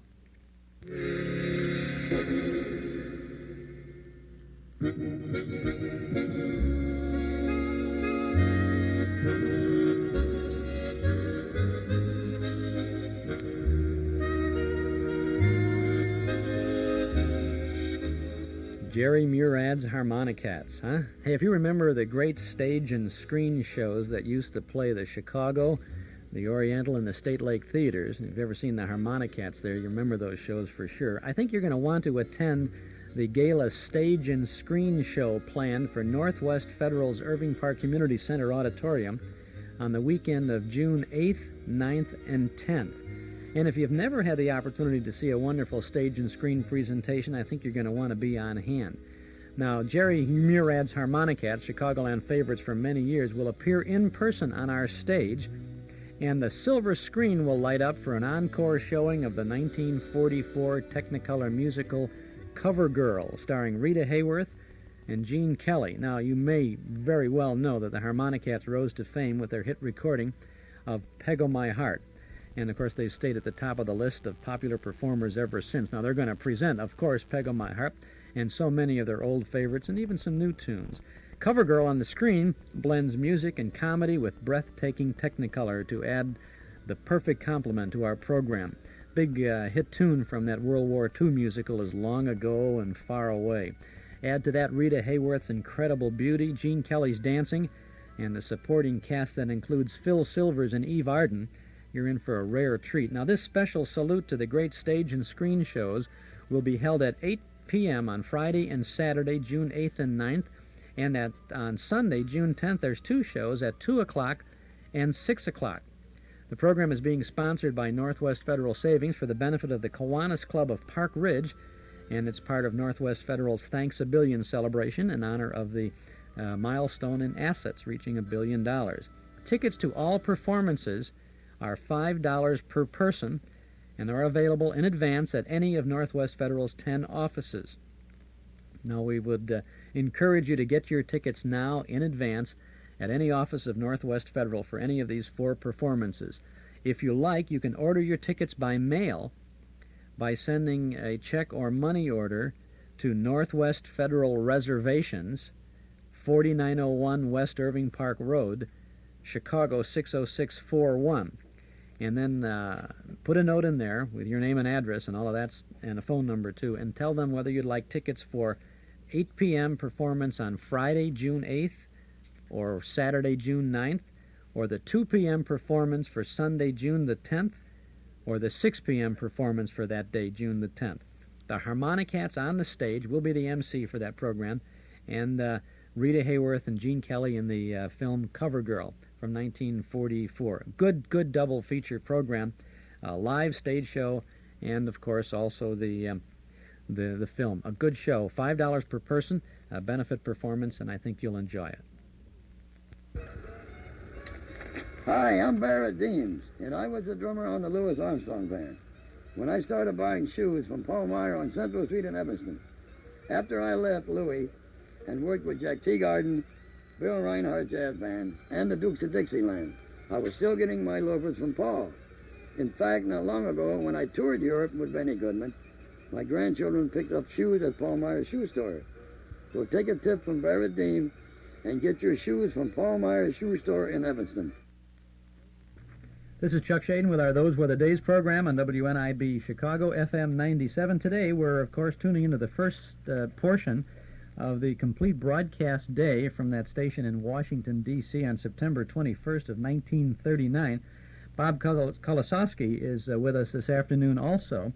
And Bob is our resident super movie fan. And Bob, I would assume that there's got to be a 1939 movie on the tube this week, right? No. Wrong. Wrong. You mean to say that there's not a 1939 movie on television? No, unfortunately there isn't. The closest we have is a 1938 movie with Harold Lloyd called Professor Beware. And if you remember... That's not a bad picture, actually, is it? No, it's a good picture. It's a good comedy. Harold Lloyd was a tremendous silent movie star, comedy star. Of course, when the transition in the sound came along, he lost some of the status, as did most of the silent people. But he managed to produce a few and star in a few talkies. This is one of his talkies, and it's a good one. It doesn't have the frantic pace that his silent movies has, but it's a lot of fun. He's a professor of Egyptian history, and he thinks he's the reincarnation of a pharaoh, and this leads him into all types of problems and gives him a chance to do some acrobatics along the way, which he was famous for. When is this on? Okay, this will be Wednesday at 1 o'clock on Channel 44. So it's a good time. Afternoon? In the afternoon. Wednesday afternoon. Right. Good time for you, maybe. Well, I wish it was. Good time for housewives again. Yeah. Well, that's light, good at light entertainment. Yes, it is. And if you had a choice now, looking ahead, the week of TV movies, is that the number one film? No, you would say? No, that's not number one. What would you say? What's your pick? Well, I have two picks actually. I have a tie for number one, and the first one would be an Errol Flynn movie tomorrow night at 10:30 on When Movies Were Movies, Channel 9, called Objective Burma, and it's a very good war movie. It's not phony heroics. It's a real solid, realistic war movie that Errol Flynn. It was directed by Raoul Walsh, who was a very good friend of Errol Flynn, and they had a mutual respect for each other, and I think it shows in their productions together. It doesn't have a dramatic musical soundtrack, so that kind of heightens some of the tension in the war scenes. There's no music on this? Just in the beginning and at the end. The main title stuff. Right. And during the movie, they cut out the musical background to heighten the war effect, and it really comes out well. It's a good idea, and in Errol Flynn's biography, he said it was his idea. So, well, what year is this? That's a 1945 movie, towards the tail end of the war. It came out.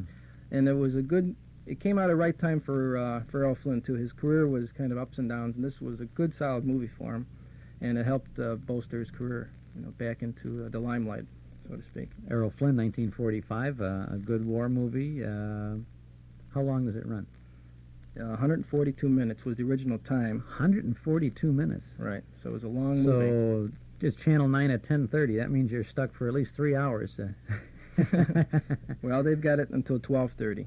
So they've... Till 12:30? They've cut out some of it, yes. Yeah, they've cut out some of it. Wow. Why would they cut out something at 10:30 on I have no idea, unless they had a special program at 12:30 at night. There's no special program on it. That's the way I feel about it, too. Speaking of war movies, the ABC has been running this 3-part biography of Eisenhower. Ike, did you catch any of it? No, I didn't. I'm just wondering. I've been taping it. I haven't been home, and I've been videotaping the first two, Thursday night and the Friday night, and tomorrow night is the last part of it. A friend of mine mentioned that they saw it and they thought it was pretty well done, and Robert Duvall as Eisenhower did a good job. He's an excellent actor. Gary Deeb says it's one of the finest television productions he's seen. And, well, like I said, Robert Duvall's a fine actor, so it should be good. I just didn't have the chance to see it last night. Okay, well, it'll be on in reruns eventually, sooner or later, That's to right. get to see that. Okay, well, that may be a good one to watch for. What else from the good old movies? Of course, Bob Kozlowski. Bob, I'm sorry, I always louse up your name. I know you very well. Tell me how to pronounce it. Kolosowski. Kolosowski. Right. Okay. Bob is a super movie fan.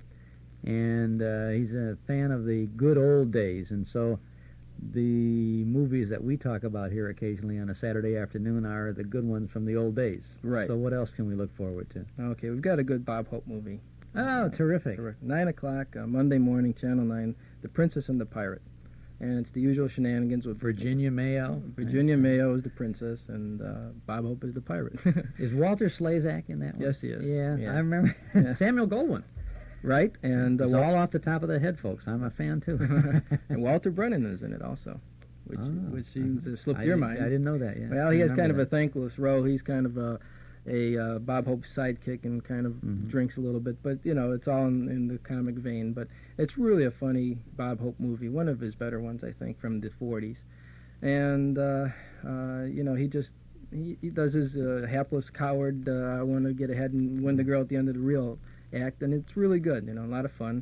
Of course, 9 o'clock in the morning isn't the best time for everybody, but like I said, for housewives, it's perfect. It's really not too bad a time for a light comedy like that, and that was a fairly expensive film too. Yeah, wasn't it's it? in color. I mean, they put a lot into it, I think. Yeah, it's a good movie, and it's a typical Bob Hope movie, like I said. So enjoy it. The housewives enjoy. Anyone home at 9 o'clock on Monday on Channel 9. Now we have a good drama on Monday evening at 8 o'clock on Channel 9, and that's The Champion with Kirk Douglas. And it's not a comedy, it's more in the dramatic vein. Kirk Douglas is a boxer who fights his way to the top, and on the way he steps all over everyone close to him and a distance from him also. He's just a hard-nosed boxer who wants to get ahead, and it's what price glory type thing. He just, but it's a good drama, and I think it's one of Douglas's best movies, I think. It's one of his earliest films, too, isn't it? Yes, 1949 was an early movie for him. I think it was kind of a breakthrough movie for him, and this brought him into the star status. How would you compare Kirk Douglas in Champion with John Garfield in Body and Soul? Because that was Body and Soul is another fight picture, right? Right. I liked Kirk Douglas better in Champion because I think he was a little more realistic. He didn't care that he stepped all over everyone. I think in John Garfield's role, he was a little more concerned that he was hurting people, but he had to do it for the game and so on. And Douglas is just, torpedo, damn the torpedoes, full speed ahead type of thing. And I think it's a little more realistic in his movie. So Douglas in Champion is Monday night? Monday night. Channel 9 at 8 o'clock. 8 o'clock. And Body and Soul is not on this week. But there is you said before we were on the air, you said that there is a good John Garfield film. Right. Unfortunately, and this was my second pick of the week, it's The Breaking Point, but it's on at 3:40 Tuesday night on Channel 2, 3:40 a.m. Oh. So I don't know if anyone will watch that. On Channel 2. Channel 2. But if you do have a Betamax, tape it. And and I mean that seriously. And I think if people do have Betamaxes, this is perfect. These type of movies are on late at night. Tape them, and you can watch them at your leisure someday. Well, that's what I say. Any movie at any time or anything at any time can be shown in your own prime time. Right. Right. And this is a remake of The Have and Have Not, the Bacall film that shook Hollywood, let's say. But it's I think it's better than The Have and Have Not because it's truer to the Hemingway story, and Garfield turns in a great performance as the captain, as the skipper of the boat. And the first movie, The Have and Have Not, was directed by Howard Hawks, and it has some witticisms in there, and it's a Hawks vehicle. This is more straight drama. This is more to the point, and it's an excellent movie. It's a 3.5-star movie, and unfortunately, the time is wrong, but the movie is right. Now, the original To Have and Have Not was from, can you remember what year? 1944. 44. And this is from? 1950. 50, with Garfield. With Garfield. So there's a 6-year lapse in between. It's incredible that they would have made a remake that picture so quickly. In Hollywood, they had a tendency to do that. They remade The Maltese Falcon 3 times during the 30s. Within the span of 5 years. They made it in 1930 and 1935 and then in 1940. So every 5 years they pulled it off the shelves and remade it. But Hollywood has a tendency to sometimes fall back on its imagination and just pull things off the shelf and say, let's do it again. And sometimes they turn out better. And this one happens to be a good movie that turned out better. Unless you're a Super Bogart fan. Well, I think you can enjoy both, though. Well, speaking of the Maltese Falcon, we're going to have, I don't want to get into it now, but we've got a very special announcement about the Maltese Falcon from the MGM shop coming up later on. So tell me. I'll tease you about that now and tell you later. Bob, one last movie to look for this week on television. What would you say? I've got one last one, and unfortunately it's 1:10 at night. It's Charlie Chan in London. And it's a good Charlie Chan film, and I think most people like the old detective stories, and Chan was always fun to watch. And Charlie goes to London, and he gets involved in the murder, and he and his number one son solve the case. And one interesting thing about it is a very young Ray Milland is one of the bit players in the movie. And that was one of the things about the series, the Chan series and most of the other series. They would use up-and-coming stars and starlets as bit players and give them some experience. And Ray Milland was paying his due, so to speak, in this one. And it's a good old Chan movie. And I enjoy it, and I think if you could stay up at 1:10 and watch it, you will too. Charlie Chan should keep anybody up. Bob, thank you very much for popping in. Bob Kolosowski is our super movie fan who joins us every once in a while on a Saturday afternoon here on our Those Were the Days program. We appreciate you being here, and we'll go to the tube and go to the movies. Thank you. Eden's Plaza Shopping Center, where Eden's Expressway, Skokie Boulevard, and Lake Avenue meet at Wilmette. Eden's Plaza Shopping Center, where you'll find quality merchandise for the entire family. Eden's Plaza Shopping Center. Easy to reach, easy to park, easy to shop. Shop and save for Mother's Day all this week at Eden's Plaza Shopping Center in Wilmette. This is Chuck Shaden with our Those Were the Days program, WNIB Chicago, FM 97. This week we are beginning a complete broadcast day from 1939, and we're listening to Arthur Godfrey, the Morning Man, on the SUNDIAL program, radio station WJSV in our nation's capital on September 21st of 1939. And let's now, Arthur said he was going to count down to the gong. He'd tell us the gong, the chime at 7 o'clock. So let's pick up that right there. 4 seconds, 3, 2, 1. 7 o'clock exactly.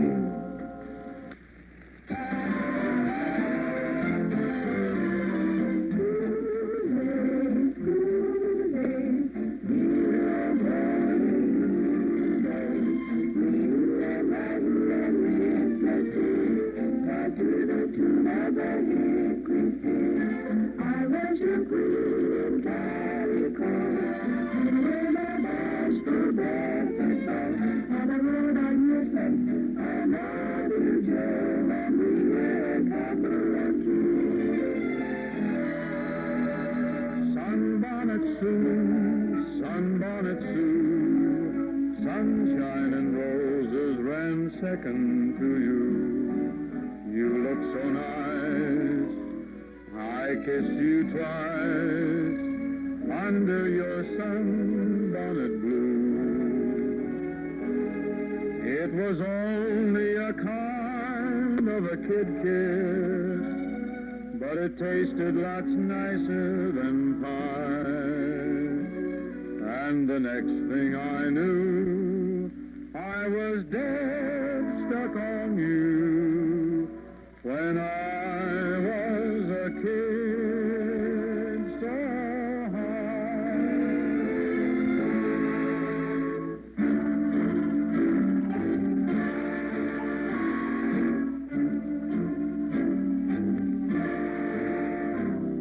Look out, look out. Look out for Jimmy Valentine, for he's a pal of mine, a sentimental crook with a touch that lingers in his sandpapered fingers. He can find the combination of your pocketbook. Look out, for when you see his lantern shine, that's the time to jump right up and shout, help! He'd steal a horse and cart. He'd even steal a girlie's heart when Jimmy Valentine gets out.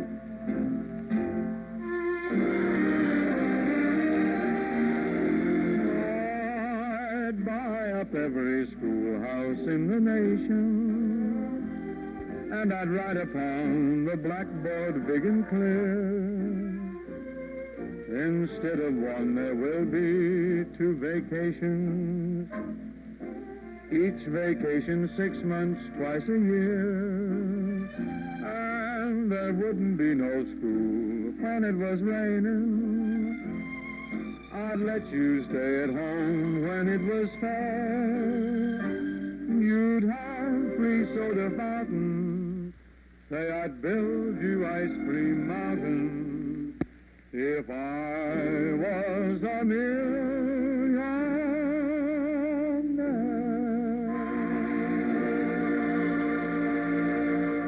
If I was a millionaire. Just 3 minutes past 7 o'clock. What do you have for breakfast in your house, Mother? Did you ever try Force toasted wheat flakes? Ah, me, there is a breakfast cereal nobody in your house will turn their noses up at, I bet you. Force toasted wheat flakes. It is delish. I know whereof I speak because I was brought up on this stuff. Force toasted wheat flakes. Maybe you remember it. Years ago it used to be down here, they tell me. Sonny Jim, you know they had a big Sonny Jim doll that we used to stuff. They'd send you the outline of the doll, you know, in cloth, and you'd stuff it with stuff. And it was some fun. But now you give you a premium for you, Mother. A premium you can use.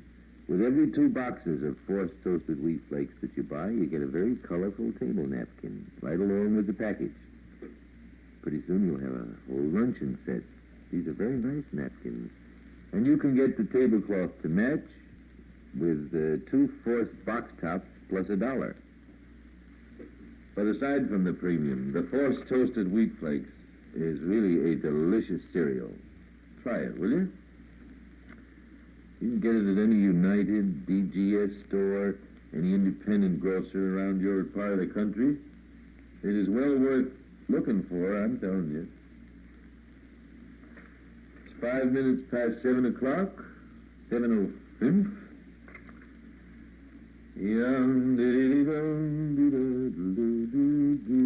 Creola Verbal Price of K Street is 4 years old today.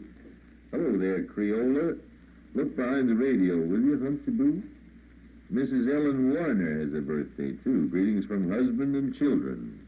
Ruby Lee Weekly, Fairfax, Virginia, has a birthday today. And the Grainsville Methodist Church is holding an ice cream festival at the church this evening, beginning at 6 o'clock. 6 o'clock this evening at the Grainsville Methodist Church. Grainsville. Where is Grainsville? I know a Gainesville, but I do not know of a Grainsville. Where is that? It's 6 minutes past 7.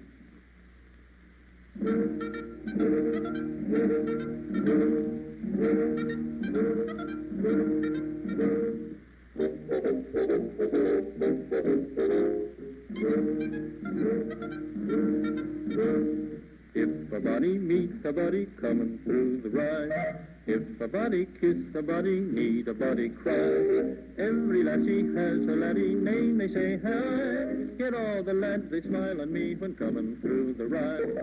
Among the train there is a swain I dearly love myself, but what's his name or where's his hame I do not choose to tell. Every lassie has a laddie name, they say hi. Yet all the lads, they smile on me when coming through the rye.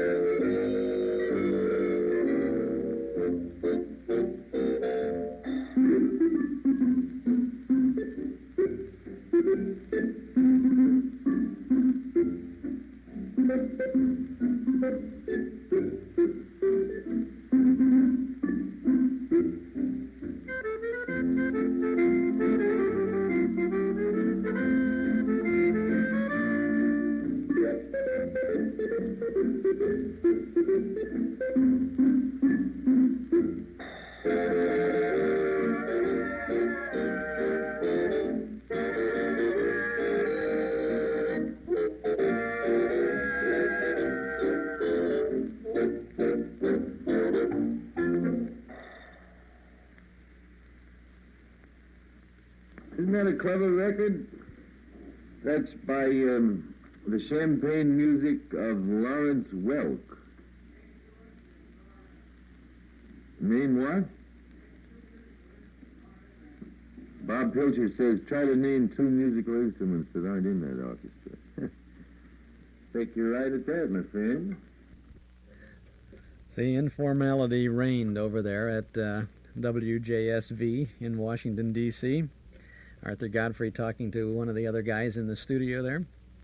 on his morning show Sundial in 1939. We'll have more of this coming up in just a little while. I'm Chuck Shaden. Fred McDonald is here this afternoon with us as we go back to 1939 for a complete broadcast day from a station in our nation's capital on Thursday, September 21st of 1939. Bob Hope and Jerry Colonna are on the cover of our Nostalgia newsletter and radio guide for May, and that's just the beginning of good reading and good entertainment. You'll find it in our guide to the good old days. A one-year subscription, 10 issues, is only $7. I'd like to invite you to subscribe right now and call us at 545-2260. The May issue features reprint articles about Ralph Edwards, Shep Fields and his rippling rhythm, A Date with Judy on radio, Dr. Christian on radio, and lots of other things, too. We have some interesting letters from listeners this month, advance news of our Saturday night movies and entertainment specials at Northwest Federal, plus the complete schedule of our Saturday afternoon Those Were the Days programs here on WNIB. Call us at 545-2260 to subscribe. We'll start your subscription with the current May issue, which you'll have at the beginning of the week, and get all that information about this complete broadcast day. We'll include an invoice along with your first copy. We give you lots of information about the shows that we play, including original broadcast dates, names of stars and cast members, network and sponsor identification, even the times of each segment we play, to help you record these shows if you're doing so for your own collection. It's listed in order, day by day, and it's all yours when you subscribe to our Nostalgia newsletter and radio guide. A one-year subscription, $7. Subscribe now. Call us at 545-2260. If you like, you can simply send $7 to Nostalgia Newsletter, Box 421, Morton Grove, 60053. But if it's easier, give us a call now at 545-2260. Magicus, the professionals in carpet, rug, and furniture cleaning, have unclaimed rugs for sale, $20 and up, at 800 South Cicero Avenue, just 1 block south of the Eisenhower Expressway, or at 121st and Western Avenue in Blue Island. All unclaimed rugs have been Magicus cleaned and offer an excellent buy. Magicus welcomes Visa and MasterCharge. Remember, Magicus cleans carpet, rugs, and furniture too. For pickup and delivery or for in-home or office cleaning, call 378-8600. That's 378-8600. Or visit the Magicus sales rooms at 800 South Cicero Avenue or 121st and Western. Monday through Fridays, 8 until 6 p.m., and Saturdays until 4. And don't forget to bring in your room measurements and ask Magicist about their layaway policy. Chuck Shaden with you on WNIB Chicago at FM 97. Fred McDonald is with us. Fred, before you were talking about the airfare from Chicago to New York back in 1939, and you said it was $45? $45. Yes. Now, would that be from Midway to LaGuardia? Right. Because there was no O'Hare Field in 39. O'Hare wasn't it Douglas aircraft? I think you're right, yes. During the war, at least it was tooled up for Douglas aircraft. But we had from Midway, and then there was no... it wouldn't have been LaGuardia Airport yet either, probably. 39? No, he was the mayor of New York. They would have had to name it after he had left the office, I'm sure. No, that's right. There was no JFK then, that's for sure. Idlewild? Because John Kennedy was just going back to Harvard, right? Right, back to his senior year. Anyway... One of our listeners out there called in and said the one-way coach fare now from Chicago, O'Hare, to LaGuardia is $95 now. So it's doubled, a little better than doubled in the 40 years since then. And, of course, back in 1939, there were not an awful lot of people flying, not anywhere near as many as today. And, of course, the time has been cut down considerably for such a flight. From 4 hours and 35 minutes to a little over an hour now. That's right. Fred, we might as well take a moment to talk about a special project you're involved in. You're writing a book now, or you've written it, actually. It's at the publishers. Right. It'll be out next month. It's entitled Don't Touch That Dial. What's the name of that book? Don't Touch That Dial. It's a study of radio in American life from 1920 to 1960, radio's golden era. It's a study of the history and, of course, of the various types of programs, the detective shows, a whole chapter on radio detectives, a chapter on the soaps, a chapter on comedy.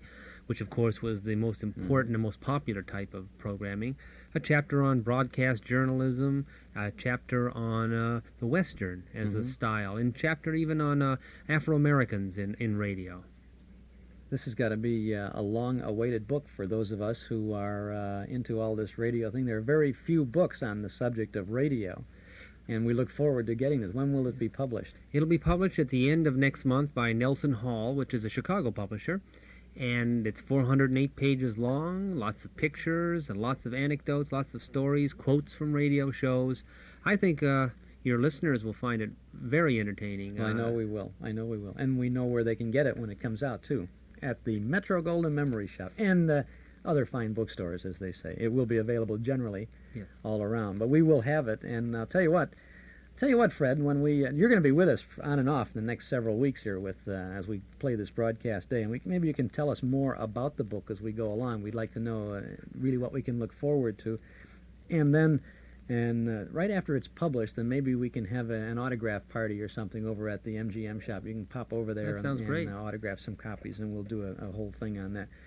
Fred McDonald is our guest today, and he has been digging around in the radio days for an awful long time, and we've traded tapes back and forth and gotten lots of information from each other on this, and I'm very happy to know that you've got this book going. You've written a lot of things actually for various publications. Right. I believe that these kind of radio shows, as most of your listeners will agree probably, these radio shows were very important in the lives. They helped to shape ideas, they reflected ideas of the time, and serious historians have overlooked them for a long time, and I think it's a rich reflection of our national past. Well, we know that the people who gather here on Saturday afternoons to listen to the radio shows are finding this out, and have known it for a long time, actually, and I'm happy to know that you've got a book coming out. We'll look forward to it, and we'll get more information from you as we go along.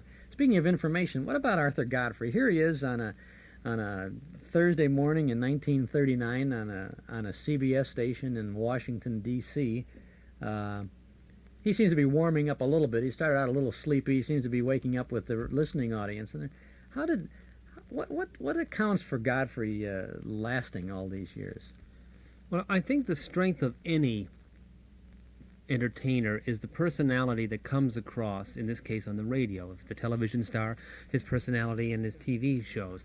But Godfrey has a personality that a lot of people really liked. He's an amazing man. If I were to name the top 5 or 4 people in the history of radio programming in terms of their influence, in terms of their importance, I'd have to put Arthur Godfrey certainly among that top group. A man who entered radio in 1929.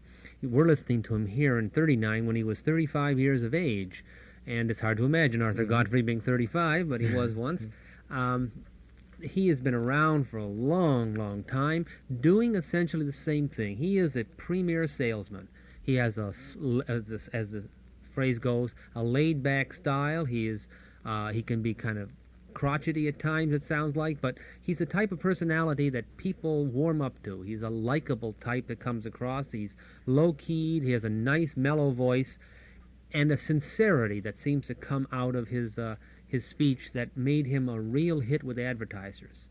He's one of the few men in radio, for instance, Chuck, who could take a prepared sales pitch and completely rewrite it, and the advertiser never got upset. They knew that he knew Godfrey best. He knew how to sell a product through his own personality best, so they let him write his own script, and it was tremendously successful. He entered CBS in 1933 after a couple of years with the NBC affiliate in Washington, D.C., and stayed in Washington. In fact, we hear him in this particular show when he's been in Washington on CBS for 6 years now. In 42, he came to New York, where he was the announcer on Fred Allen's Texaco Star Theater.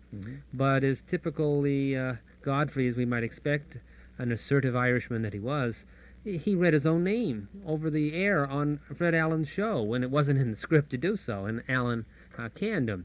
Nonetheless, he stayed around, and perhaps his great moment of true sincerity was when he was one of the on-the-spot describing voices for the funeral of Franklin D. Roosevelt. Yes. It's a recording that's on a lot of record albums where he actually breaks down and cries as the casket with FDR goes by, and then into view will come the car with President Truman. A man truly touched, and if anything really helped to evoke his sincerity, it was to have him, in a sense, honestly crying on the air at this tremendous event that had just happened. He's been with us for forever, really.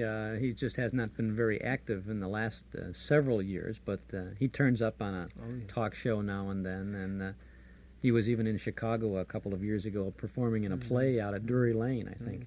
Well, he retired from radio on the 30th of April of 1972. He came to his CBS National show in 45 and stayed there then until 1972. Then in the late 40s, he came to television with the same show he was doing on radio, Arthur Godfrey's Talent Scouts and Arthur Godfrey and His Friends. And it's hard for us to imagine now in this period of great intensity and rivalry over the Nielsen ratings, but Godfrey had two shows that were in the top 10 for years. His Talent Scouts, which was an amateur show, and His Friends, which was a little variety show. And his friends were people like Frank Parker, the McGuire sisters, Julius LaRosa, the Cordettes, Pat Boone, talents that he developed. He picked up, brought them to national prominence, and they went on, Tony Marvin, Marion Marlowe, they went on to careers well beyond his show. And he never used any really big guest stars either on those shows, not to my knowledge. He was the biggest. He was the star, and he had all these little Godfreys. The little guy, Arthur Godfrey and the little Godfreys. Well, we better get back for a little more Godfrey now. Fred McDonald is our guest this afternoon, and we want to look for his book, Don't Touch That Dial, coming out at the end of June. And don't do that. Don't touch that dial, because we got lots more ahead of us. Let's get back to Arthur Godfrey now in 1939. It's 8.5 minutes past 7 o'clock. 7:08 in the hour. Oh, everybody has his buddy. No, that isn't right, is it? Or something anyhow. Is you a jitterbug? Well, this is the last call for the jitterbug. Tonight at 10 o'clock on the Wardman Park dance floor, Washington's crop of jitterbug dancers compete in the semifinals of the Harvest Moon Ball, the finals of which will be held at the Griffith Stadium on the evenings of October 3rd and 4th. There's no entry fee, but you must be 18 years of age or over. Enroll now by calling the Wardman Park Hotel, or better still, drop into the Willard Hotel Music Bureau today and fill out your entry blank. The grand prize is an all-expense trip to the New York World's Fair. And by the way, there's going to be a mob at Griffith Stadium on both nights, October 3rd and 4th. So make your Harvest Moon Ball reservations by calling the ballpark or any of the leading Washington hotels. 55 cents to $1.65. That entitles you to see the 5-dance contest, and afterwards have the privilege of dancing yourself for 3 hours to the swing tunes of Glenn Gray and his famous Casa Loma Orchestra, in person. By the way, Joe, will you get me that recording of Glenn Gray's Sunrise Serenade? He's got the best one that was made. And don't forget, there's still time to enter tonight's Jitterbug semifinals at the Wardman Park Hotel, 10 o'clock tonight. Get that Harvest Moon spirit, my friend. Yeah, it's too bad they had to wait till October the 3rd and 4th for that night, for those 2 nights. The moon will be full on the 28th of this month. Come the 3rd or 4th, it'll be about gone. That's a shame. But anyway, it's going to be a grand time. It's 7:11 right now, 11 minutes past 7 o'clock. And here's a little of the Glenn Gray boys.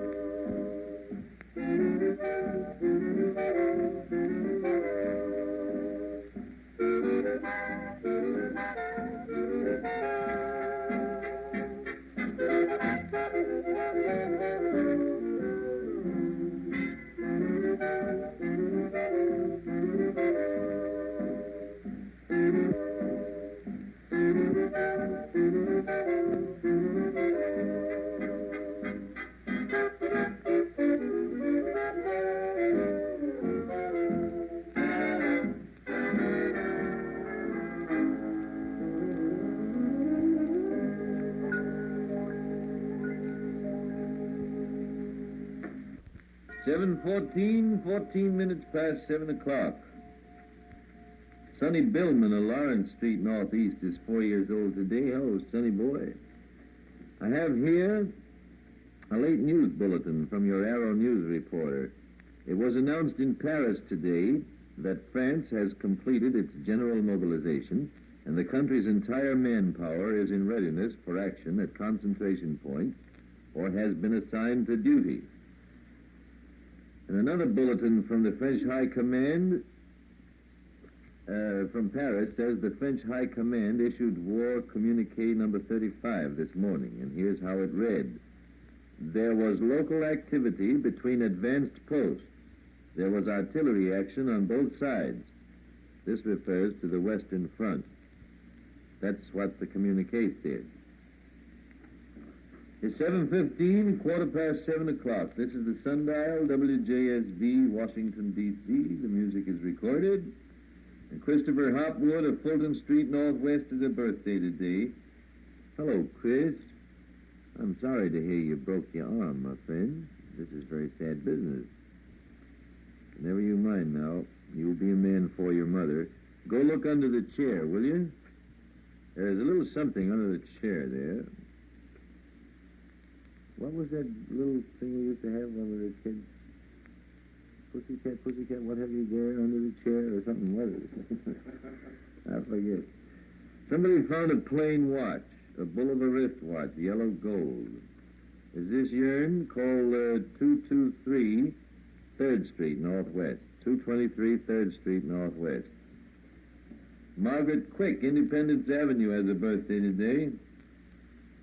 Many happy returns of the day, Margaret. Hope you don't have birthdays too quick. Now, wait a minute. Let me tell you about a little something here. Coast-in has gone Pontiac, and Washington's Pontiac buyers are going coast-in. To keep pace with the sales of new 1940 Pontiacs, Coast-in now stages a gigantic sale of late-model road-tested cars. Cars that have been thoroughly reconditioned to pass the D.C. inspection. The Coast-in people say you just name your own price, your own terms, and your own trade-in allowance. Well, you can't beat that. Here's a radio special, a 38 Chevrolet Master Deluxe Town Sedan, 1938. Beautiful golden beige finish, immaculate mohair interior, covered since it was new, and 5 almost new tires, radio and a heater. Now, this is quite a buy. A road-tested 1938 Chevrolet Master Deluxe Town Sedan, and it's only $575. That's at Coast-in, Washington's big new direct factory Pontiac dealer in the 400 block of Florida Avenue in the Northeast. It's 7:17 and a half. Now I got a little piece of music for you, and then a surprise, a very pleasant surprise I didn't even know about myself till I just walked in here. First of all, let us have a little music, like Fables in Sable or something by the New Friends of Rhythm.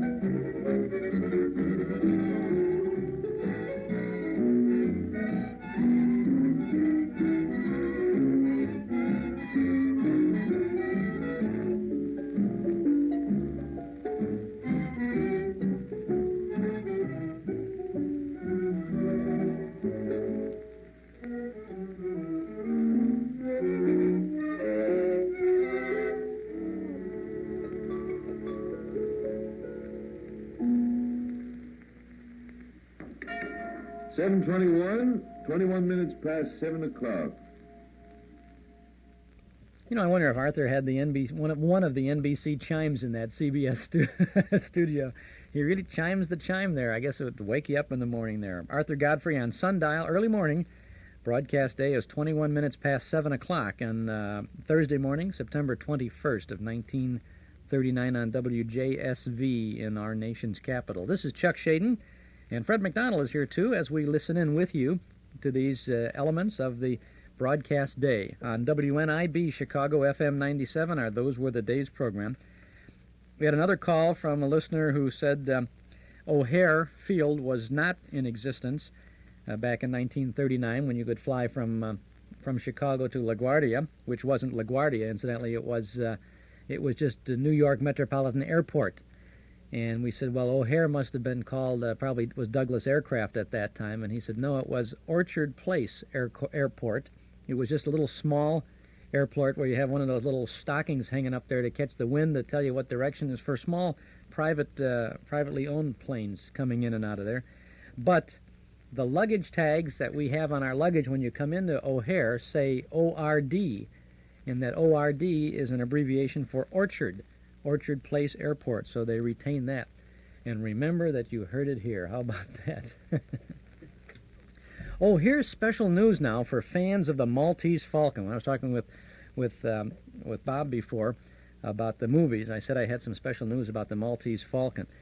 Now, this is news from the MGM shop, too. Now you can own a replica of that famous bird because we have been able to find an exact reproduction of the Maltese Falcon as used in the classic 1941 motion picture starring Humphrey Bogart and Mary Astor and Sidney Greenstreet.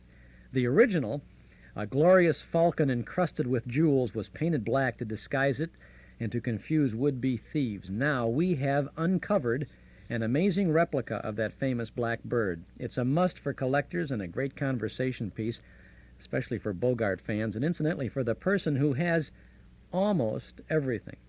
We've been able to obtain only 10 of these rare birds, and they're available right now at our MGM shop. The price is $19.95. It's a very good value. The replica falcon is heavy. It's got a good solid feel to it. It's cast from the original falcon used in the movie, and it's the same size, and the detail work is outstanding. Now, we'll also give you a free 8x10 glossy photograph of Bogart holding the famous falcon, so your nostalgia will be complete. Now, these things are not going to last long, even at $19.95, so it's available right now, right this minute, at our Metro Golden Memory Shop, 5941 West Irving Park Road, just east of Austin. Now, we're open tonight until 7:30, tomorrow Sunday from noon to 5, and Monday through Friday from 11 to 5. You can use your Master Charge or Visa card at the MGM shop.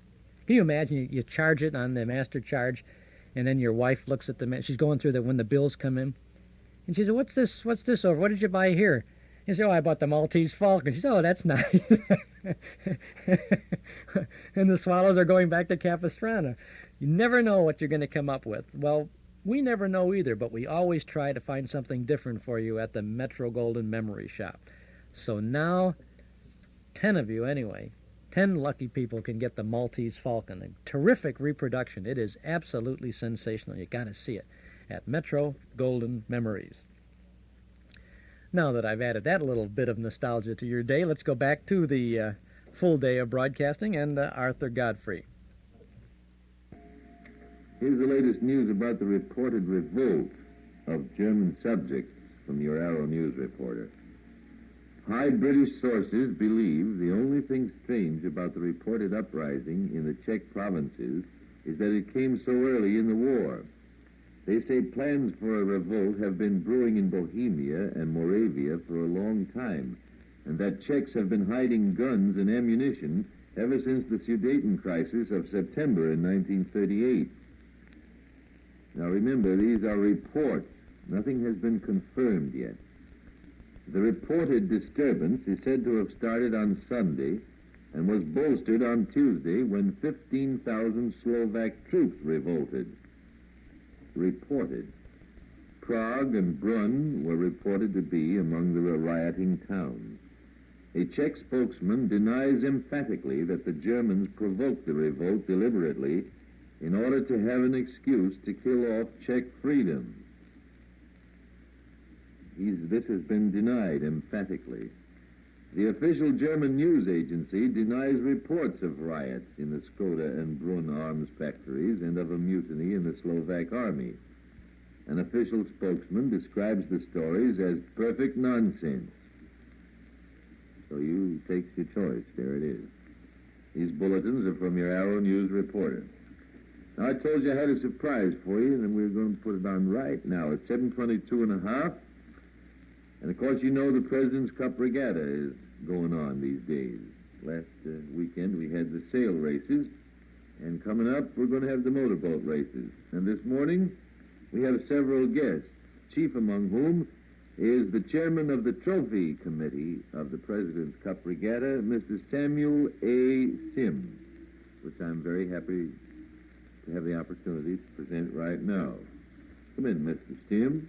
How are you this morning? I'm fine, Arthur, and I hope that you are. Good morning, ladies and gentlemen. I know of no sport in which the contestants compete for the love of the game more than they do in boat racing. But I believe that you, who will be lining the banks of the Potomac this coming weekend, will be interested in the material symbol which will weight the winners of these races. Time doesn't permit a description of all of the 60-odd trophies to be awarded, and so I'm going to tell you something about Friday, the opening day, something about what you can expect and what the drivers can look forward to receiving when they come across that finish line first. Friday is outboard day, and these little putt-putts will really give you a thrill. Their speed on the straightaway may be more than 60 miles an hour. And though they're not much bigger than overgrown mosquitoes, they ask no odds on the turn. The holders of the National Outboard Association amateur records for both the straightaways and competitive courses are entered in classes A, B, and C. The trophies for each of these three classes have been contributed to the President's Cup Regatta by the Calvert Distillers Corporation of Baltimore, and those 9 trophies are really beautiful. Time is short, and I can't describe these trophies, nor any of the others. But I'll tell you what I will do. I'll put all the trophies on display in the lobby of the Willard Hotel beginning at 2 p.m. today. And from then on, you can see not only these trophies, but the President's Cup, the Hearst Trophy, the John Charles Thomas Trophy, and all the rest of the trophies, from now until the end of the regatta. I have with me today 3 of the drivers of the midget class, 3 very charming young ladies, Irene, Betty, and Frances Defferport. Pop Defferport standing here too, and while he's not a midget, he'll be driving in one of the other classes. And I'm going to ask these young ladies just to say hello to you. Frances, you're first. Come up where they can hear you. Hello, Frances. How old are you, Frances? 15. How long you been driving one of those putt-putt? 3 years. 3 years. Now, who taught you? Your daddy? Well, some. Taught myself mostly. Did you really? Frances, present me to your sister, will you?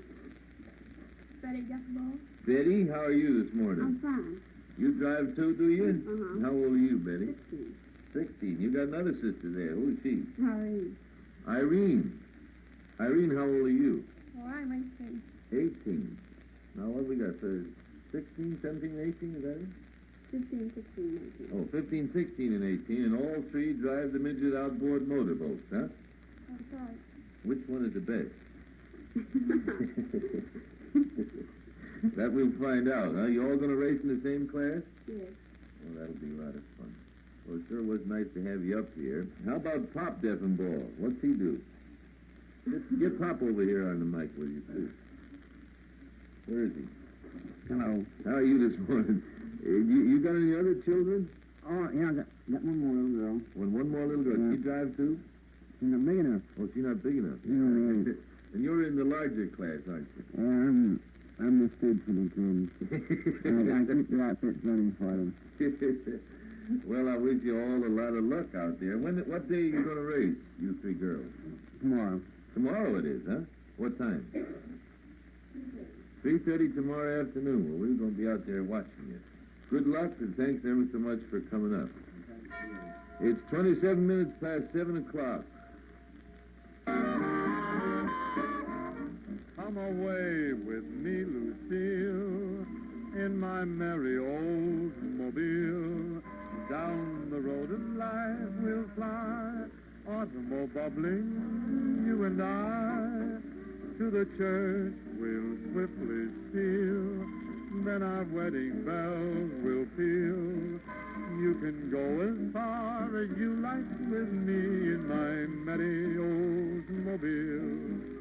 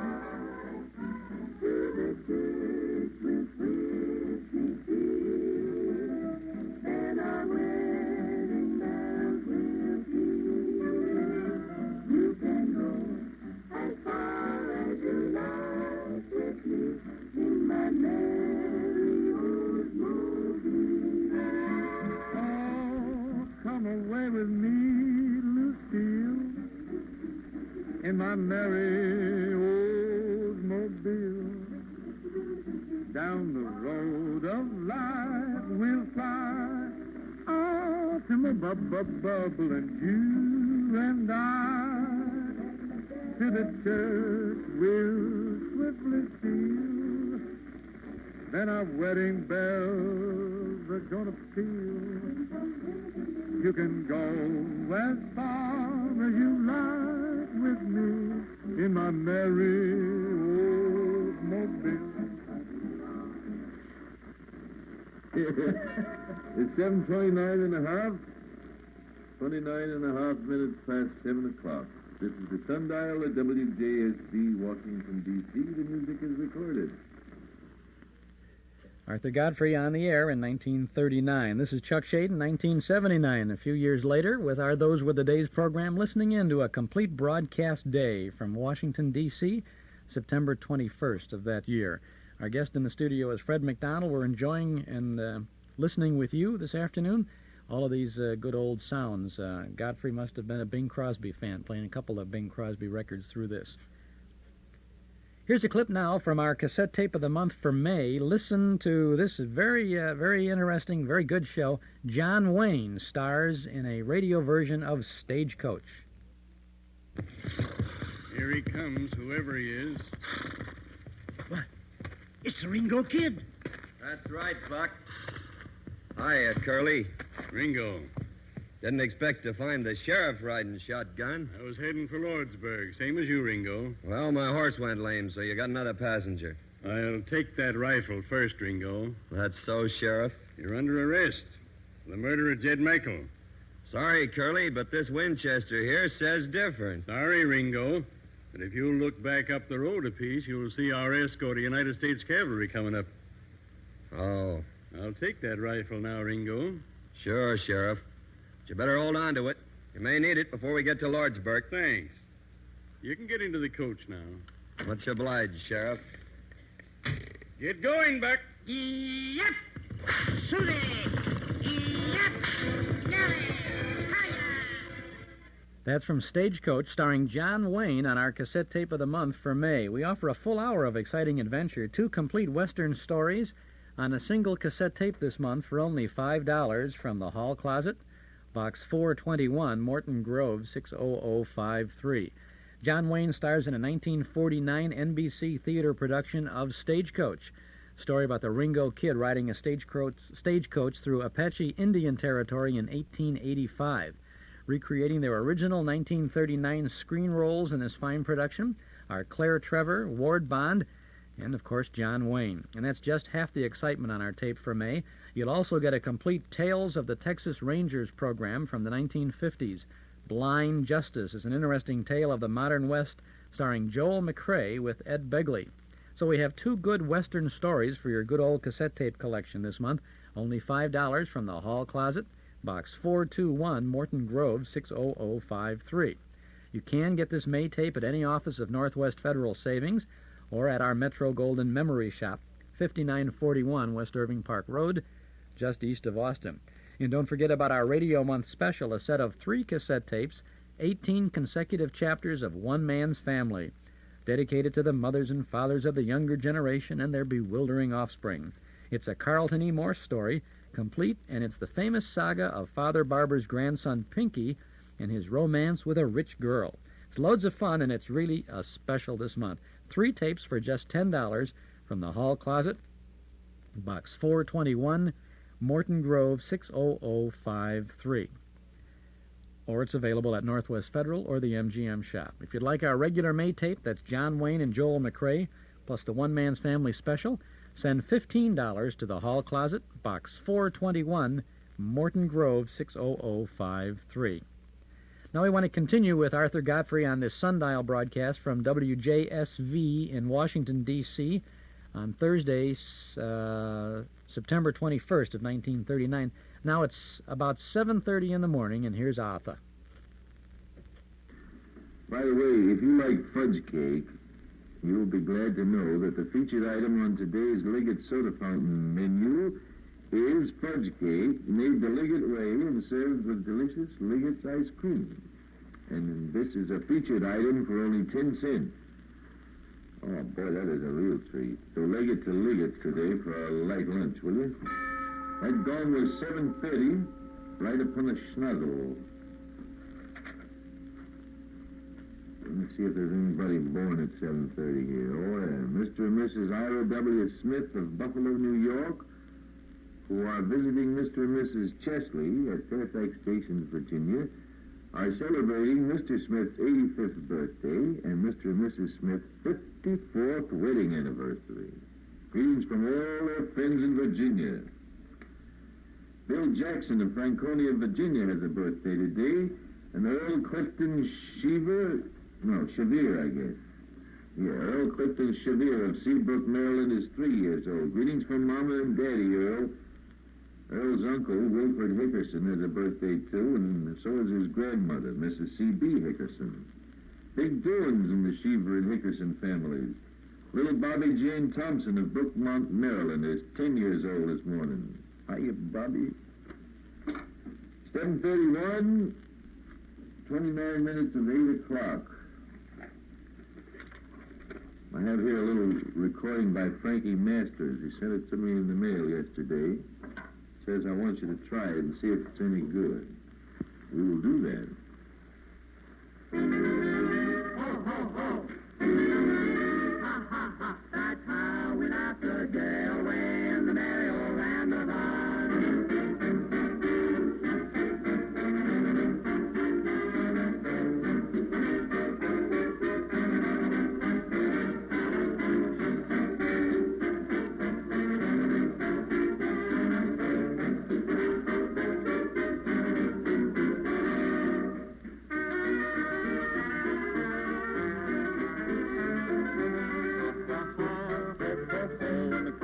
Tra-la-la, that's how we laugh the day away in the merry old land of ours. Blues, blues, blues, chirp, chirp, chirp, and a couple of la-di-das. That's how the crickets crick all day in the merry old land of ours. We get up at 12 and start to work at 1. Take an off for lunch and then at 2 we're done. Jolly good fun, ha, ha, ha, ho, ho, ho, and a couple of tra-la-las. That's how we laugh the day away in the merry old land of ours. And a couple of tra-la-las. That's how we laugh the day away in the merry land of ours. but birds chirp, chirp, chirp, chirping with their Mars. That's how the crickets chirp all day in the merry land of ours. We get up at 12 and start to work at 1. Taking out for lunch and then a two-way gun. Jolly good fun. Oh, chirp, chirp, and a couple of tra-la-las. That's how we laugh the day away in the merry land of ours.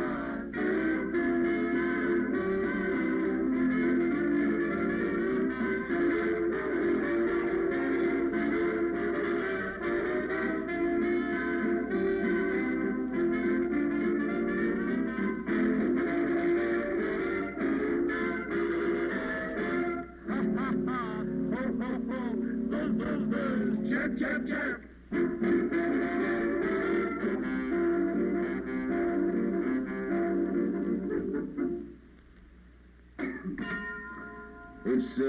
It's 26 minutes of 8 o'clock. Step up, boys. We got some clothes to sell you. 2 pairs of pants in each suit. You've heard me say that more men wear Bond clothes than any other clothes in America, haven't you? You've probably heard others say the same thing. You may have seen some of your friends proudly display the Bond label in their suits, because that means that their suits were tailored by America's finest needleworkers. Well, it's a great thing, you know. You open up your coat and show your Bond, see? And that Bond label is also the insignia of a discriminating buyer. You and your friends have a right to be just as proud of it as the Bond organization is, because it appears only in suits with distinguished style, choice woolens, perfect fit, and tailoring.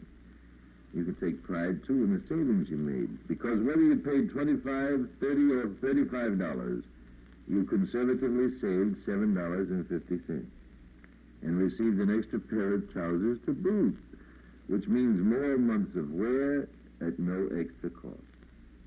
Do not take me literally when I say an extra pair of trousers to boot. I hope nobody... Now, if some of your friends haven't tried Bond clothes yet, tell them to drop into the Bond store, B-O-N-D, 1335 F Street, Northwest. Tell them it pays to buy as Bonds. You save money. It's 25 minutes of 8, and here's a little tune called Passengers Will Please Refrain.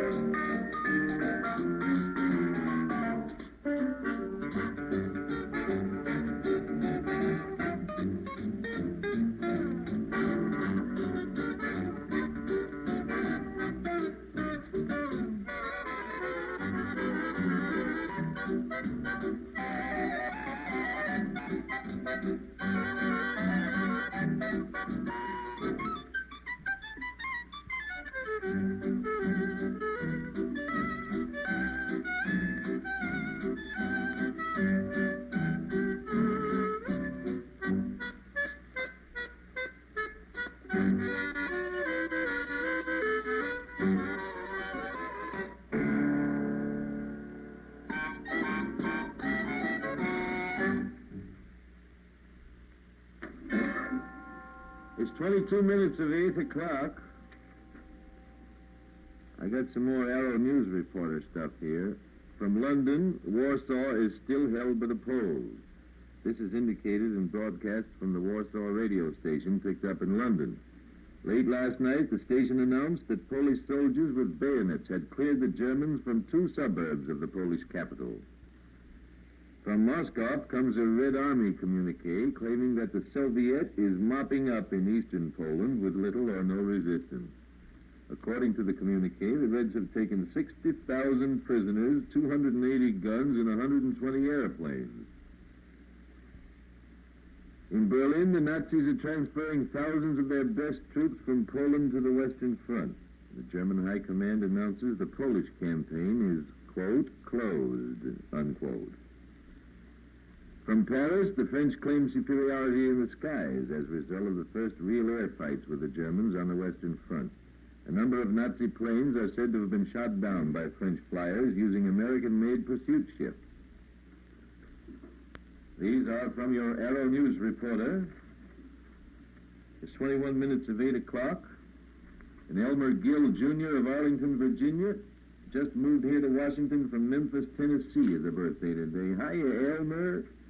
Greetings to your birthday and welcome to our fair village.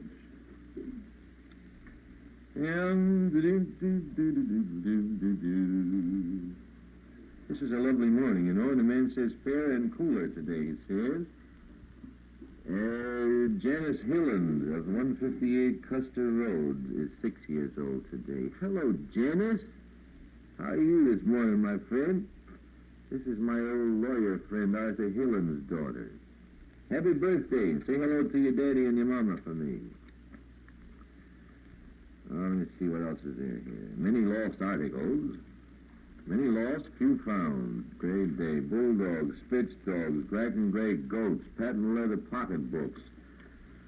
Life is very sad. Let us play here a little prelude to Act 1 of Carmen, huh?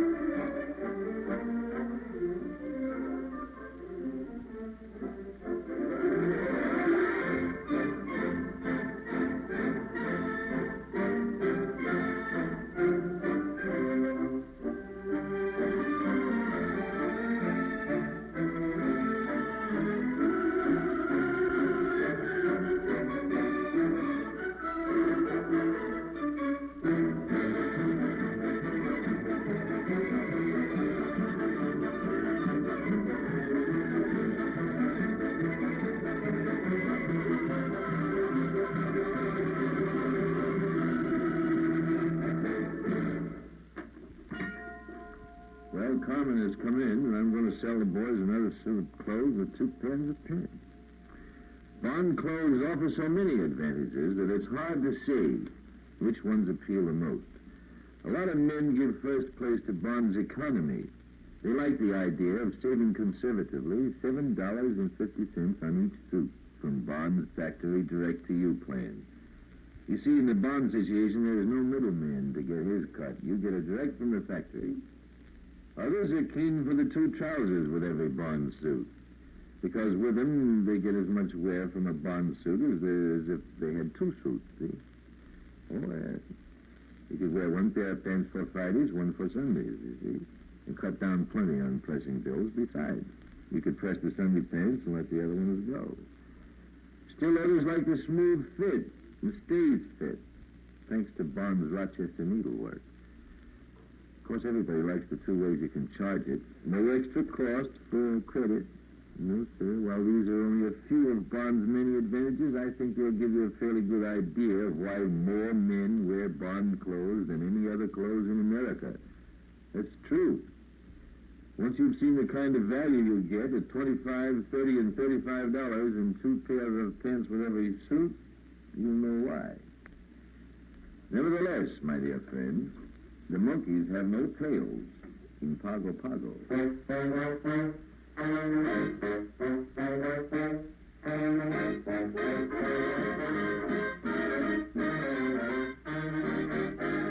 Oh, little monkeys upon a tree, one fell down and there were three.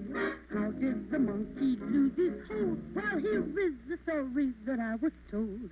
Monkeys have no tails in Pago Pago. There hasn't any where monkeys sit, ain't that too bad? Oh, when they fly through the trees, how slowly they go. But if they had a tail, how they could sail is awfully sad. Have they eyes? Ya-ya-ya. Have they ears? Ya-ya. Have they tongues? Ya-ya-ya. But have the poor things any tails? No! Monkeys have no tails in Pago Pago. They sit around all day and moan and wail. No tail, no tail, no tail. They try all the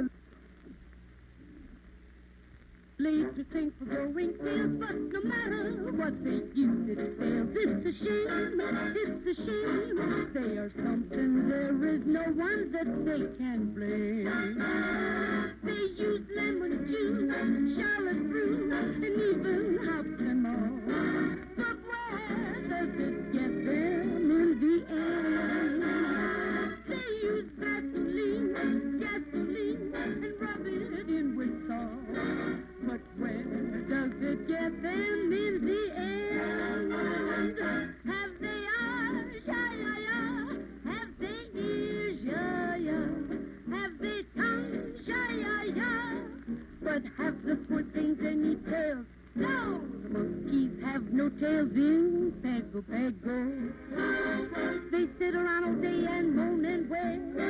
No tail, no tail, no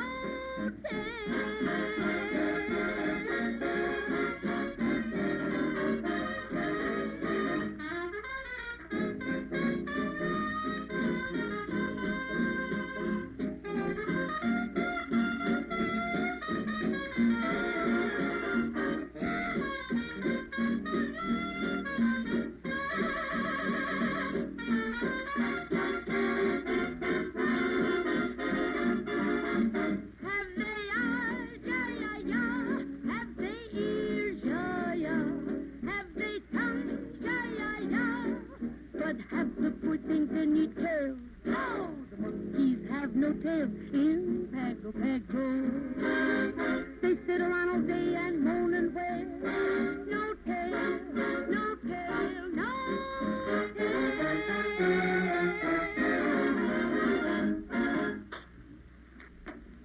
No tail, no tail, no tail. It's 47 minutes past 7 o'clock, 13 minutes of 8. Okay, Arthur Godfrey, there he is. Fred McDonald said, sounds like Major Bose in the amateur hour, giving him the gong. But I think Arthur was enjoying that tune, No Tail. The monkeys have no tail in Pago Pago. How about that?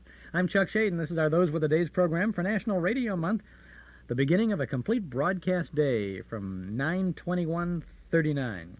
This is WNIB Chicago, FM 97. If you haven't had a chance to see the new Betamax videotape recorder by Sony, you better pay a visit to Townhouse TV and Appliances for a complete demonstration of an exciting way to watch and save television.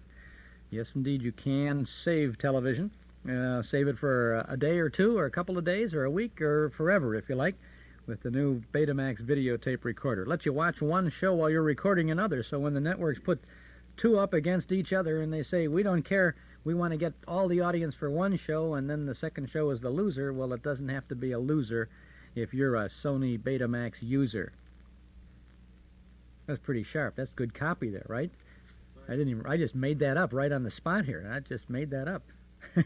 But it's true. Get a Betamax. Get a look at the videotape system by Sony. See it at Townhouse TV and Appliances, 7243 Touhy Avenue, just west of Harlem. Open Monday, Thursday, and Friday nights till 9, Saturday until 5. Eden's Plaza Shopping Center, where you can shop with confidence for all the family. Eden's Plaza Shopping Center, where Eden's Expressway, Skokie Boulevard, and Lake Avenue meet at Wilmette. Eden's Plaza Shopping Center, easy to reach, easy to park, easy to shop. Shop and save for Mom for Mother's Day all next week at Eden's Plaza Shopping Center in Wilmette. Our guest Fred McDonald and I were talking while the tape was playing about some of these little news bulletins we've been hearing in here. Fred, what was they're very significant, and what was the world situation at this time in September 21st of 39? Well, especially as it regarded European events, these were extremely tense times. The newspapers on the 22nd, showing the events of the 21st, showed you a picture of the USS Wakasta being stopped by a German U-boat off the Irish coast in search for carrying contraband. 24 American citizens aboard. The ship was eventually let loose in the open waters, whereas the British merchant ship Kensington Court was actually sunk by a submarine boat, so that things in the Atlantic were extremely tense. On the continent itself, especially in Eastern Europe, despite the reports that Godfrey seemed to be delivering here, that there was the Polish freedom fighters were still holding Warsaw, such was not really the case. The Germans were more or less mopping up in Poland. The Russians, who had agreed with the Germans in secret to divide Poland between them, the Russians were already in Vilna and in Lvov, and were establishing effective control over the eastern one-third of the Polish state. We find that the Germans were also massing troops near the Belgian borders, and this was scaring the British and the French, because although they had declared war, according to treaty, they had declared war on the Germans, they were in no condition to wage a war. In fact, the British were content at this point to issue blue books. It was a publication of diplomatic documents showing that Hitler was only waging the war because he felt that if he didn't do it now, he'd be an old man later on, and he'd rather do it at this point in his life. The French were denouncing Hitler as being faithless, but there was no military action from the Western Allies. Interestingly enough, once Poland and Eastern Europe was under solid Nazi control before the end of September of 1939, the Germans prepared themselves for their Western campaign, which wouldn't begin till the next March, when they began in Norway, and by June had taken all but Great Britain in Western Europe. So these were extremely exciting and ambiguous times. Nobody knew exactly what was going to happen. That's why the speech by Roosevelt that day, the monumental speech regarding American neutrality in the war, was so carefully watched, and such a monumental opening of the debate, which would eventually change the course of American foreign policy, and to this very day we are living the abandonment of that isolationism. We're going to be talking more about this as we go along over this next 7-week period as we listen into this broadcast day, but we want to get back to it now. So let's join Arthur Godfrey at 13 minutes of 8 in the morning on September 21st, 1939. So don't forget, boys, Bond Clothing Store is a place for you to buy clothes. More men buy Bond clothes than any other clothes in America. And remember, you get 2 pairs of trousers with each suit. $25, $30, and $35. Bond, 1335 F Street. So it's 12 and a half minutes of 8 o'clock. Mrs. Melby, greetings from your husband and your sister. Your birthday today. Mrs. Betty Lynch of 16th Street Southeast at 16. Miss Betty Lynch, pardon me. Greetings from Mother and Daddy. The nurses at Sibley Hospital want to hear the Beer Barrel Palooka. Also, Mrs. Lyle Cabot of Mount Rainier. She's in Sibley Hospital, the mother of a small son. Congratulations, Mrs. Cabot. Mr. and Mrs. Charles E. Calvert of 13th Street Northwest are celebrating their 63rd wedding anniversary today, if you please. They are 84 and 82, respectively. My. Mr. and Mrs. Roger Flather are just recruits at it. They're celebrating their 14th anniversary today. Congratulations. And now I have a real surprise for you. My good friend Tom Morgan walked in here just now. And on his arm, the loveliest creature I have seen in many, many snows. The Queen of the President's Cup Regatta, Miss Ruth Overton. Tom is sitting over there at a microphone behind me, and I'm going to ask him to come on in and say a few words about the regatta. Come on, Tom. You just talk into that thing, they'll get it. Yes. Hello, Arthur. The regatta will open Friday morning at 11:30 when the rowing outboard races get underway.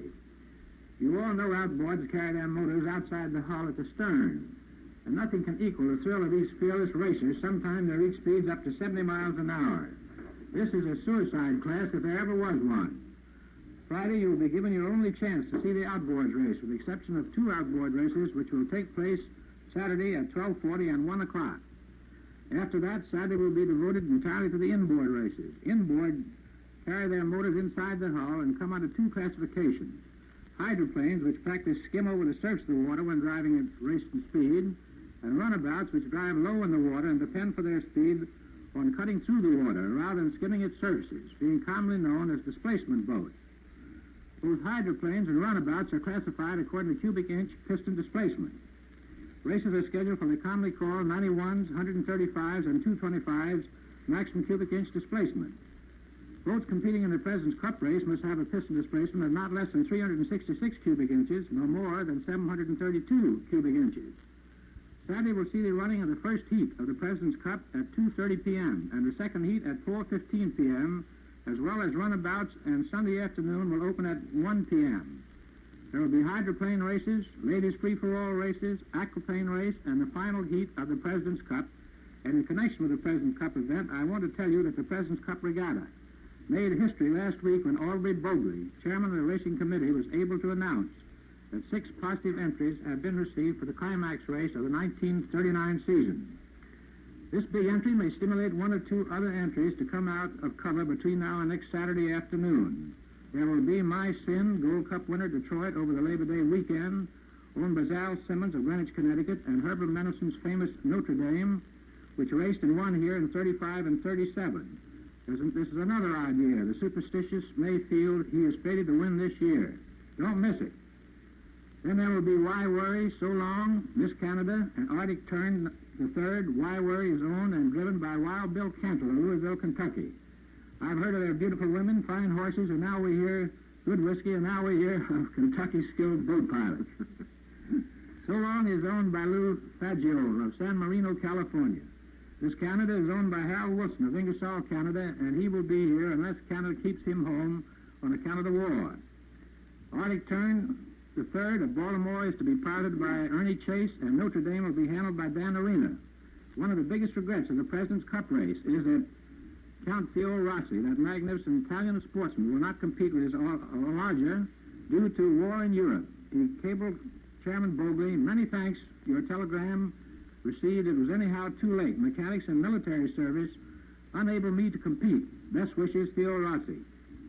Friday evening there will be the illuminated water carnival at 8 p.m., at which time the Queen will be crowned on a boat in front of the reviewing stands, after which the illuminated craft will pass in review.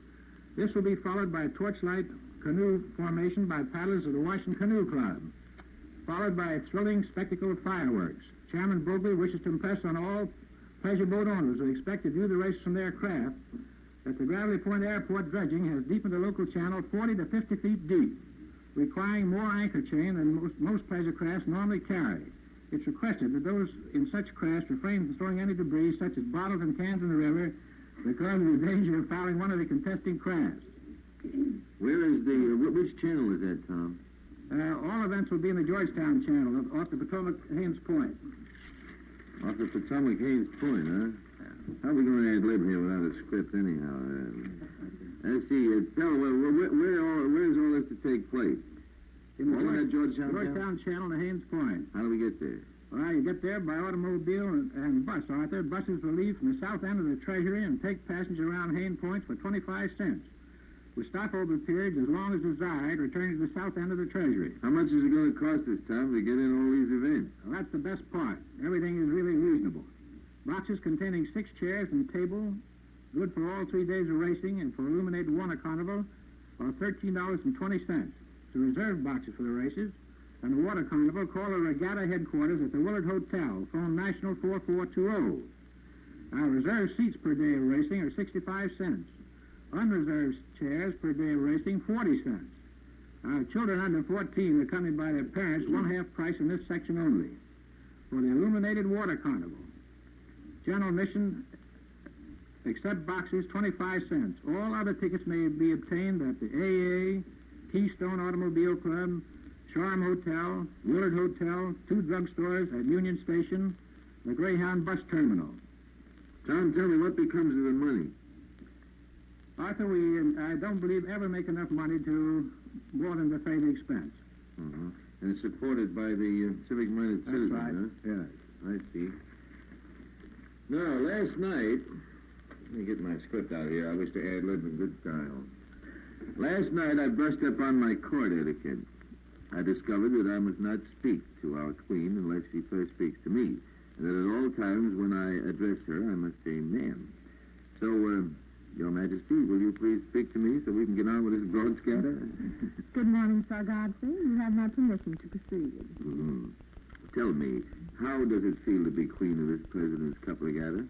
Well, I'm enjoying all the excitement and entertainment, and I'm thrilled to hear that Under Secretary of Commerce Edward J. Noble is to officiate at the coronation. But I fear there'll be a bit of knee shaking down there Friday night when he places that crown on my head. Take care you don't shake your head now. Tell us, what are you going to wear for the coronation? Well, the frock is made of brocaded satin. It has a basque waist, a very full skirt. What kind of waist is it? Basque. Don't ask me how to spell it. A sweetheart neckline and cap sleeves. A sweetheart neckline. Mm-hmm. And cap sleeves. Cap sleeves. What kind of a crown is it? Have you seen it? Haven't seen it. Don't know yet, huh? Don't know. After the coronation and the illuminated water pageant, where do you expect to go? I plan to go to the Willard at 10:30, the Mayflower at 11:15, and the Shoreham at 12. And I will be accompanied by my entire court. Oh, go on. Yeah. I forgot to. What do you and the ladies of your court think of your escort? Oh, we find them all our hearts could desire. There's no question about it. We like them best, of course, when they're all dressed up in those gorgeous uniforms. Mm-hmm. Tom, you going to be in that escort? No. No? And you the boss of this thing? Well, I'm going to be a chaperone. Oh, you're going to chaperone. Oh, I see. Who's going to chaperone you? I'm going to ask you to do that. Well, thank you, Your Majesty, for being so gracious. May I have your permission to retire? You have. I've enjoyed talking with you, my loyal subjects, and now I look forward to seeing you each day of the races and on the night of the coronation. Thanks ever so much, Miss Overton, and good luck. So that brings us up to 56 and a half, 3.5 minutes of 8 o'clock. Now let me see if I can find something very appropriate here for the lovely queen.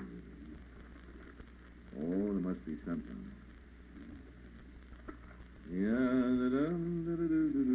oh, yes. New Artie Shaw recording.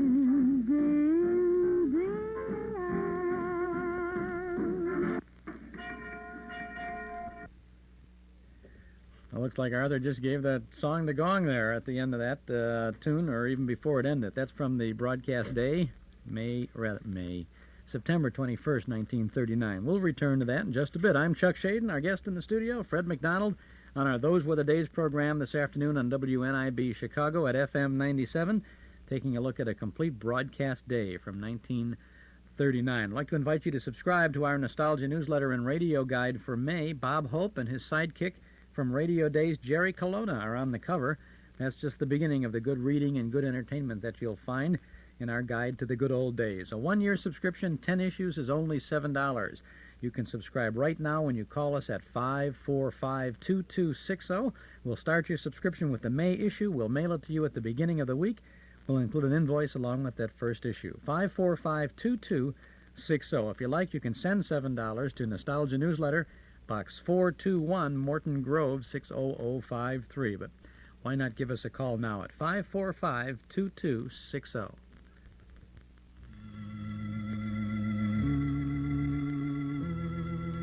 Do you remember? Who knows what evil lurks in the hearts of men? The shadow knows.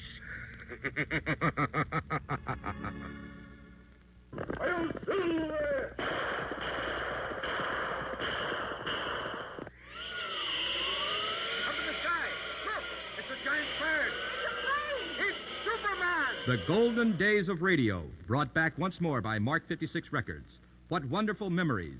Relive them again with The Shadow, The Lone Ranger, The Green Hornet, Burns and Allen. You can buy these and over 100 other original radio broadcasts on Mark 56 LP Records. A gift for remembering. Major Bowes, Tarzan, The Whistler. Hundreds of old-time radio shows on record, cassette, and 8-track tape are available at our Metro Golden Memory Shop, 5941 West Irving Park Road, just east of Austin. We're open Monday through Friday from 11 till 5, Saturday till 7:30, and Sundays from noon to 5. Use your MasterCard or Visa card at the MGM Shop, Metro Golden Memories. Chuck Shaden, WNIB Chicago, FM 97. Fred, we're going back now to the last half hour of Arthur Godfrey's morning stint on this station. And at 8 o'clock in the morning, things begin with a newscast, so let's listen in. 8 o'clock, 8 bells, WJSV, Washington, D.C., the Sundial. The music is recorded. Here's Joe King with the news. This is your Arrow News reporter with last-minute hit-the-spot news, brought to you 4 times daily through the courtesy of Arrow Beer and Ale.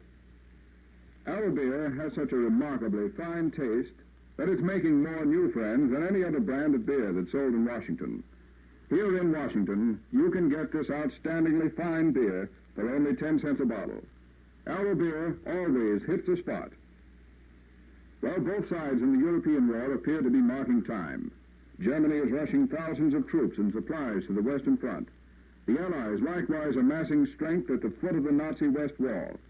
There are apparently well-founded reports that Britain and France have decided on a major offensive against the German fortifications.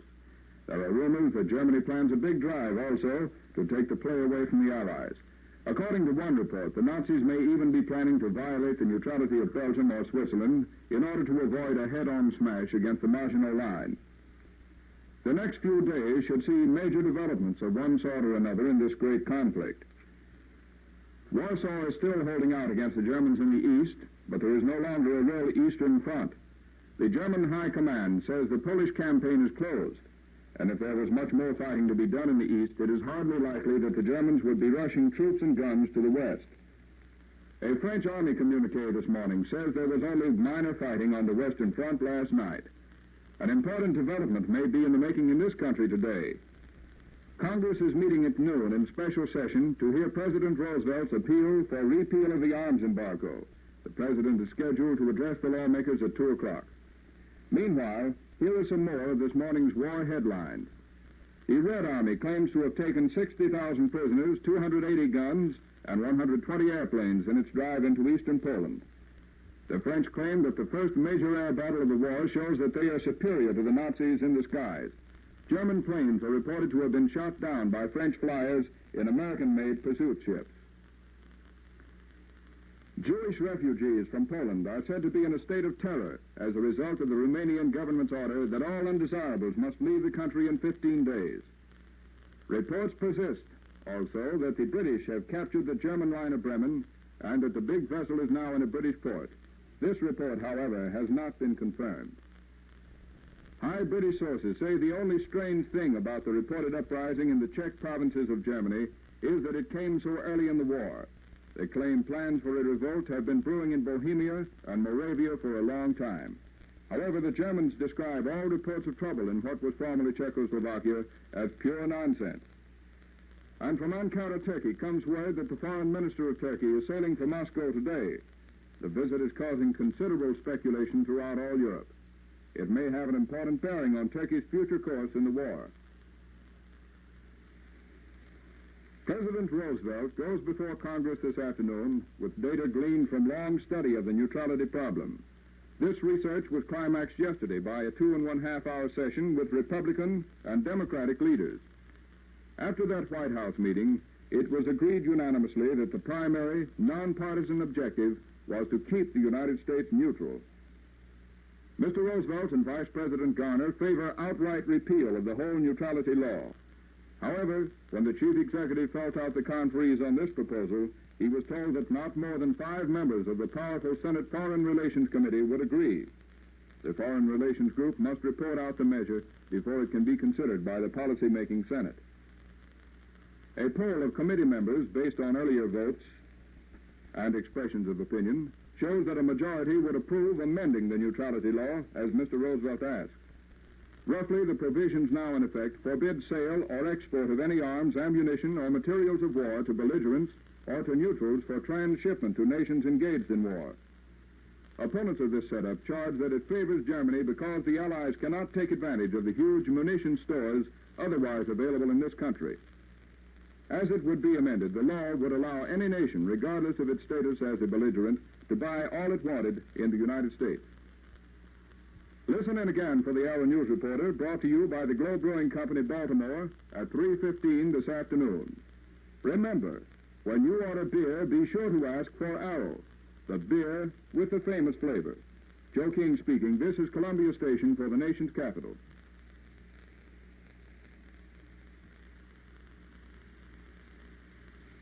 WJSV, Washington. 5 minutes past 8 o'clock. I have here a little matter called an electrical transcription. This is Gabriel Heater inviting you to share a journey of adventure.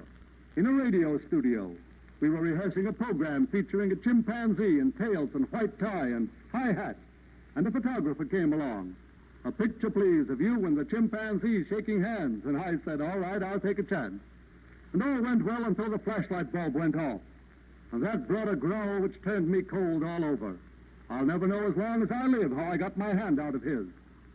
Well, there was a program to do, and I did what I always do when I want new energy. I reached for a bar of Peter Paul's Mounds. Rich in chocolate, rich in coconut. Just about the best tasting candy I've ever known. Mounds, M-O-U-N-D-S. What a bar of candy for 5 cents. Oh, yes, sir. It's 6 minutes past 8 o'clock. And that concludes that electrical transcription and begins another one. Time to relax and enjoy yourselves, folks. Here are those 5 Southern harmonizers from North Carolina way, the Vast family. He stole that old skillet, and he stole that old lid, and he stole them all for to make shortening bread. Little baby loves shortening, shortening, and little baby loves shortening bread. Mammy's little baby loves shortening, shortening, Mammy's little baby loves shortening bread. 3 little darkies lying in bed, 2 were sick and the other both said, sing for the doctor said. Feed those darkies old shortening bread. Mammy's little baby loves shortening, shortening, Mammy's little baby loves shortening bread. Mammy's little baby loves shortening, shortening, Mammy's little baby loves shortening bread. I slip to the kitchen, I slip up the lid. With the pockets full of shortening bread. Heidt Johnson, what you doing out in my kitchen? Well, Lady, honey, I just wanted to ask you, would you, Oh, what you trying to say, Ike? You wish me to wear? Well, what I really wanted was some sharpening bread. You stole the skillet, you stole the lead, you stole that gal to make sharpening bread. They caught me with the skillet. They caught me with the lead. Caught you with the gal to make sharpening bread. This court will now come to order. I, Johnson, I fine you $6 for stealing that skillet and $6 for stealing the lead. Yeah, the Judge. And you were sentenced to 6 months in the jailhouse for... What's that you eating on, Ike? This here sharpening bread, Judge. You have a little bite? That's good stuff. Johnson, your sentence is changed to 6 days in jail. Thank you, Judge. Thank you, sir. I got one more little bite of sharpening bread here. You is, huh?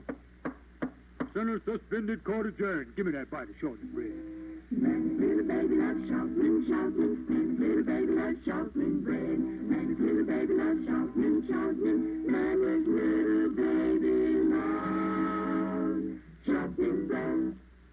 Attention, please. Do you know that Alka-Seltzer will bring you quicker relief from headaches? It will, and here are 2 very important reasons why. First, Alka-Seltzer is in complete solution when you take it. Thus, it is ready to go to work without delay to bring prompt, gratifying relief. Second, Alka-Seltzer's analgesic or relief-giving agent is protected by valuable alkaline buffers which prevent partial breakdown when it comes in contact with stomach acid. This claim cannot be made for many pain relievers. Remember this fact next time you want quick relief from a headache. Then ask your druggist for Alka-Seltzer tablets. I'm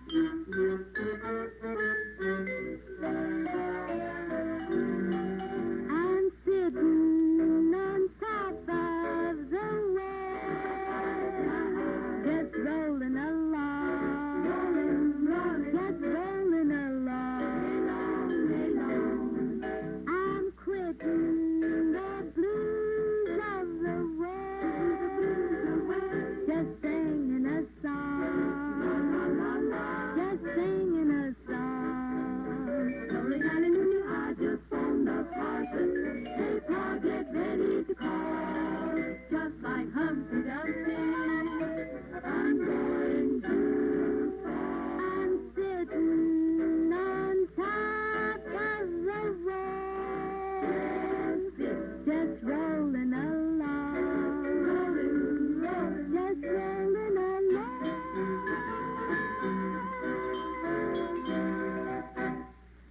Listen, friends, do you know how to cure a cold? If you do, you can make yourself $1 million. You see, to date, no one has been able to find a sure way either to prevent or cure cold. Millions of dollars have been spent in research, but with very little success so far. Something has been accomplished, however. You can relieve much of the distress of a cold. And here's the thing to do. Get plenty of rest, eat simple foods, stay out of drafts, and take Alka-Seltzer. Alka-Seltzer can bring you quick, pleasant relief from many of the symptoms of a cold. You know, that dull, throbbing head and that stuffed-up, grippy feeling. But whatever you do, don't take chances with a cold. If symptoms persist and fever develops, call your doctor at once. Try the modern, pleasant Alka-Seltzer way to ease the misery of a cold. That was an electrical transcription. It's 11 minutes past 8 o'clock.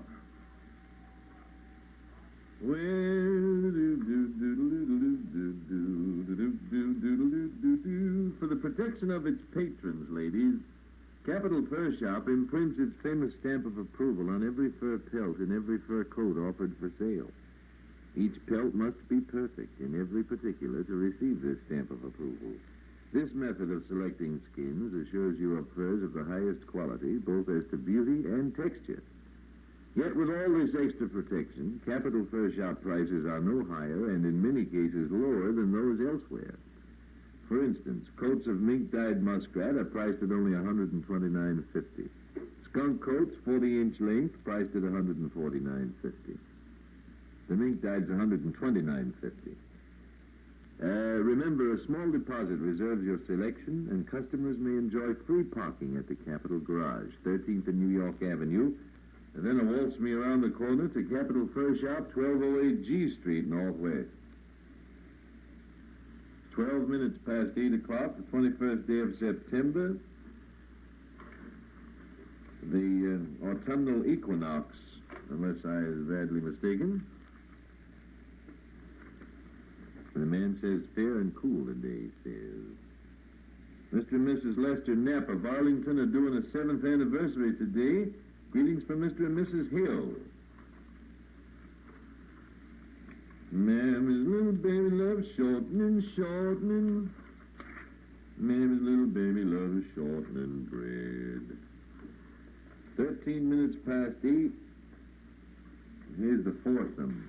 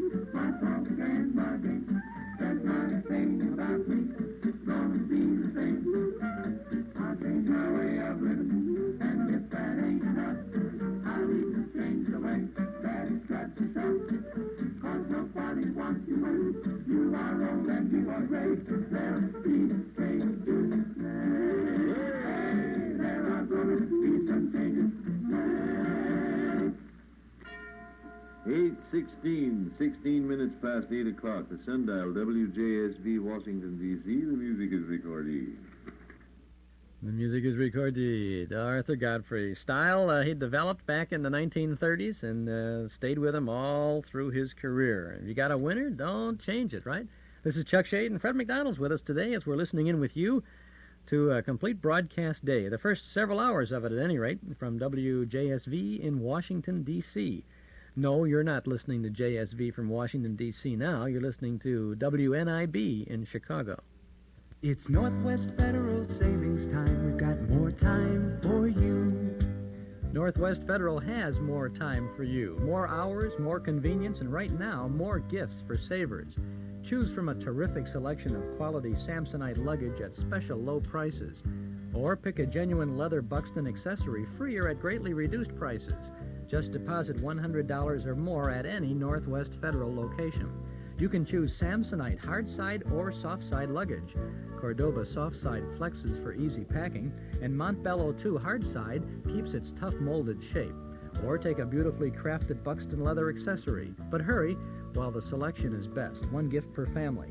Stop by any Northwest Federal Savings Center and see the selection. It's just one more example of how Northwest Federal does more for you. It's Northwest Federal Savings Time. We've got more time for you. And now let's go back now to 1939 for the last segment of Arthur Godfrey's Sundial program from Washington, D.C. in 1939. If you're interested in good appearance, my friend, you'll be interested in Fred Pelsman's Johnny Walker tweeds with the drape, as seen in Esquire. Tweeds in a multitude of tones. Tweeds for business, tweeds for school, tweeds for sports, tweeds for sparking. And in Johnny Walker suits, starting at $29.50, in sports coats, starting at $15, and in top coats, starting at $25. The suits feature a husky breadth of shoulder, and soft construction that contributes to the smart drape effect. Featured in Esquire magazine, shown at Fred Pelsman's 13th and F Fashion Shop, which is Washington's Esquire store, as everyone knows. These clothes are worn by men who value an investment in good appearance, and you can make no better investment. So drop by and see Fred Pelsman, will you? Ask his opinion on the style situation. He really knows. He just spend all of his time studying trends and fashions and one thing or another, and he can tell you what's what and what isn't what. The 13th and F Fashion Shop, use the Pelsman pay plan. You need not pay cash. Nobody wants you when you're old and gray, and there'll be some changes made. Hey, hey. Mr. John W. Wydrow, Nicholson Street, Northwest's birthday today. Mrs. Georgiana Knott of Hughesville, Maryland, is 78 years young today. Mrs. Knott has 8 children, 23 grandchildren, and 1 great-grandchild. Happy birthday, Mrs. Knott. Here's hoping you'll soon be up out of that bed. Peggy Garner, Kensington, Maryland, is a birthday today, and Raymond W. Bellamy, Jr., Cheverly, Maryland, is 8 years old. Nobody wants you when you're old and gray. The surest way to win promotions in any line of work is to keep on studying. A full-time position during the day needn't stop you, because employed people who are ambitious to get ahead can take the Strayer College evening courses Monday, Wednesday, and Friday evening. Register for secretarial training to start next Monday, September the 25th. Students have a choice of subjects and hours.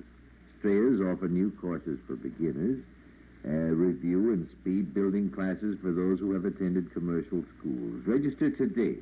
Remember, your best employment insurance is a diploma from Strayer College in the Homer Building, 13th and F Streets, Northwest.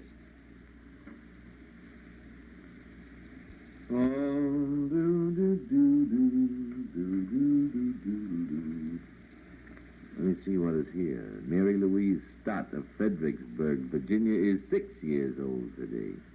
Greetings from Aunt Joe, Mary Lou. Mary Charlotte Stark has a birthday. Greetings from your mother, Mary. Raymond Sims of Alexandria is 7. Louise Randall, Triangle, Virginia. Greetings from Mother and Daddy. 19 minutes past 8 o'clock.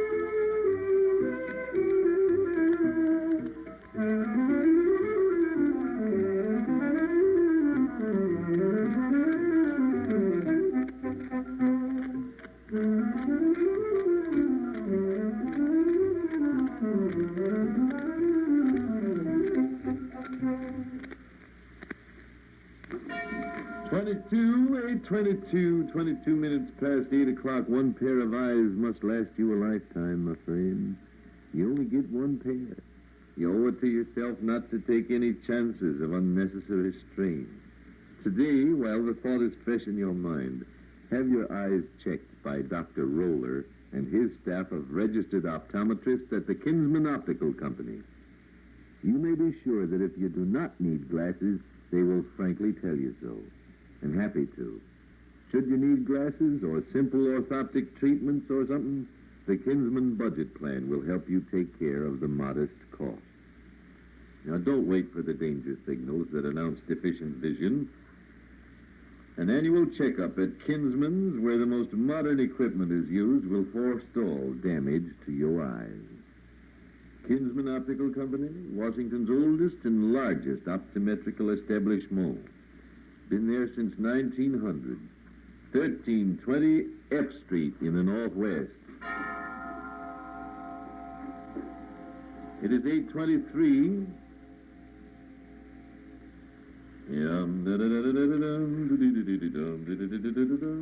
Mr. Melvin Lancaster of O Street, Northeast, is a birthday today. Hello there, Brother Lancaster. Mrs. Frances Hall of Montella Avenue, Northeast, is a birthday, too. And Beverly Yumkus of 11th Street, 5 years old. Greetings from Murray and Ronnie. Beverly. Mary Dolores Ruling, K Street, is 9 years old today. Mary, come over here and look behind the radio, Hunsy Boo. I think there's a little something back here. Better come and look. Hey, Mother, get some Dr. Pepper for those kids, for a bite to drink between meals or most any time. There's nothing to equal Dr. Pepper. It's as nourishing and healthful as it is delicious and refreshing. Enjoy it at 10 o'clock, 2 o'clock, 4 o'clock, those in-between times, you see. See how comfortable it makes you feel and how it helps you to forget any undue warmth. Dr. Pepper is only 5 cents a bottle. You can get it from your grocer. Ask him to include half a dozen bottles with your very next order. Here's a new recording by the King's Men, which is a honey.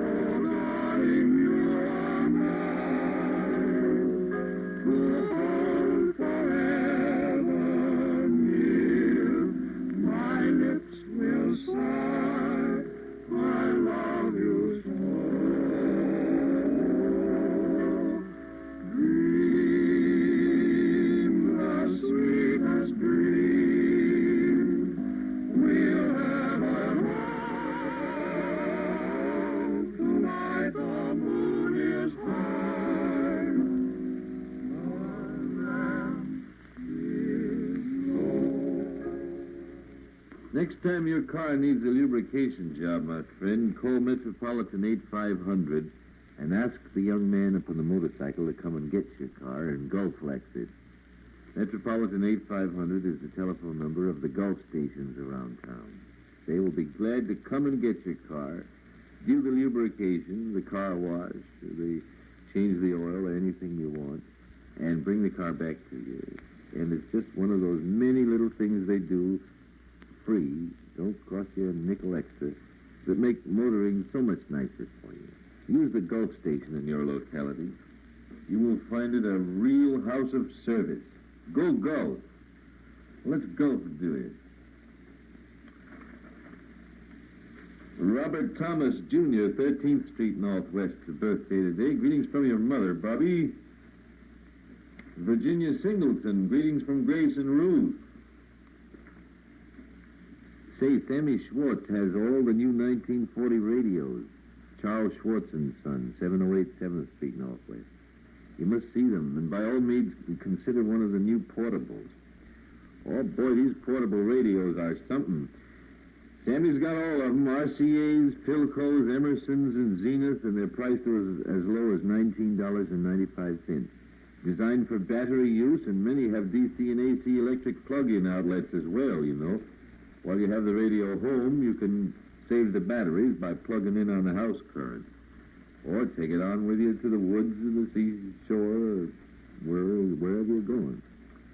And Charles Schwartz and Son is a place where you can have your choice of many makes and models and enjoy the convenience of a budget account. Terms as low as 50 cents a week.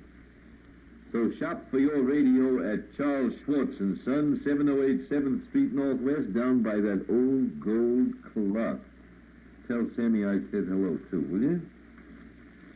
Kick him in the shins for me if you haven't for some time. He loves it. Here we are again with 2 minutes to go and 19 sponsors.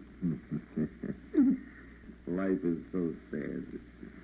But one of the nicest ways I know of to start off a pleasant evening is dinner at the Pendal. Try it. The Pendal Hotel.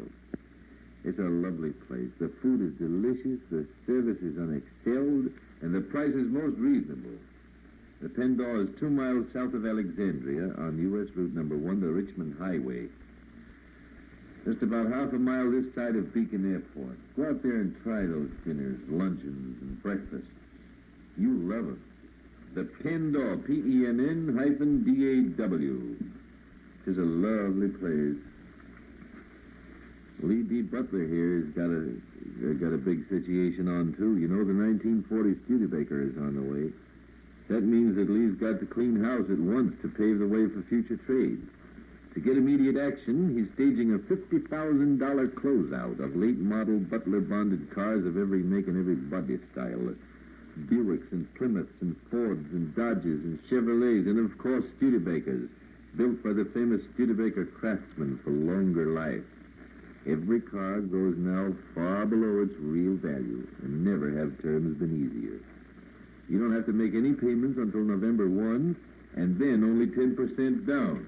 Don't you miss this opportunity now. See Lee D. Butler, 1121 21st Street Northwest, the gentleman who says my used cars will make good, or I will. And you need have no worries about that. Dream beside me in the moonlight glow.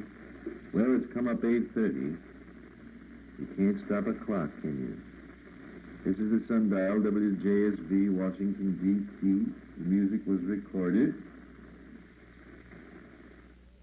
And that's Arthur Godfrey. I know the feeling, rushing towards the end of the clock there, or the end of the show, trying to race the clock to get out of there.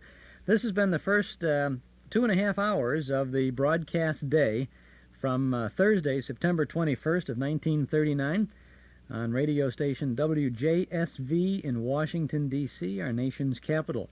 Thanks to Fred McDonald for being with us this afternoon, throughout the afternoon. Fred is professor of history at Northeastern Illinois University. He's got a great book coming out later this spring, probably early this summer, at the end of June. It's called Don't Touch That Dial, and it's all about radio. And Fred, we'll be talking about that next week and in subsequent weeks as we continue tuning into this broadcast day from 1939. And that's it for now, because the old clock on the wall says we have to go. We'll be back next Saturday from 1 to 5 with more of the broadcast day from 8:30 until 11 o'clock. And we'll have Certified Magic Carpet, Bachelor's Children, Pretty Kitty Kelly, Mert and Marge, Hilltop House, Kay Fairchild's Stepmother, Mary Lee Taylor, Brenda Curtis, Big Sister, and Aunt Jenny's True Life Stories. Our thanks to Mort Paradise, Dennis Bubaz, Joel Bogart, and Gary Schroeder for their help behind the scenes. Thank you, too, Fred McDonald. And to Northwest Federal, Nelson Hirschberg Ford, and Eden's Plaza Shopping Center for making this weekly get-together possible. And, of course, to you out there in Radioland for making it worthwhile. This is Chuck Shaden speaking.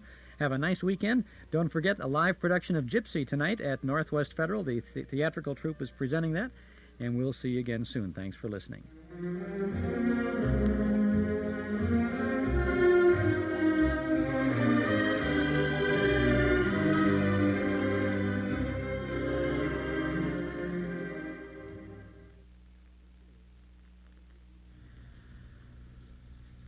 This is WNIB in Chicago at 97 FM, I think. It's a minute and a half past 5, and this is Bruce Duffy welcoming you now once again to Zephyr.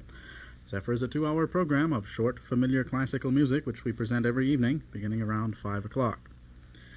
In the first hour of tonight's program, we have some ballet music to start out. Then we have some piano music of Edward MacDowell, a Polonaise by Wieniawski, a Polacca by Weber, and a little music of Donizetti. Then in the second hour, beginning at about 6 p.m., we have a quintet by Boccherini, also some French music, music of Albert, Adam, Camille Saint-Saëns, and Eric Satie. To begin our program, we have some ballet music written by committee, as it were.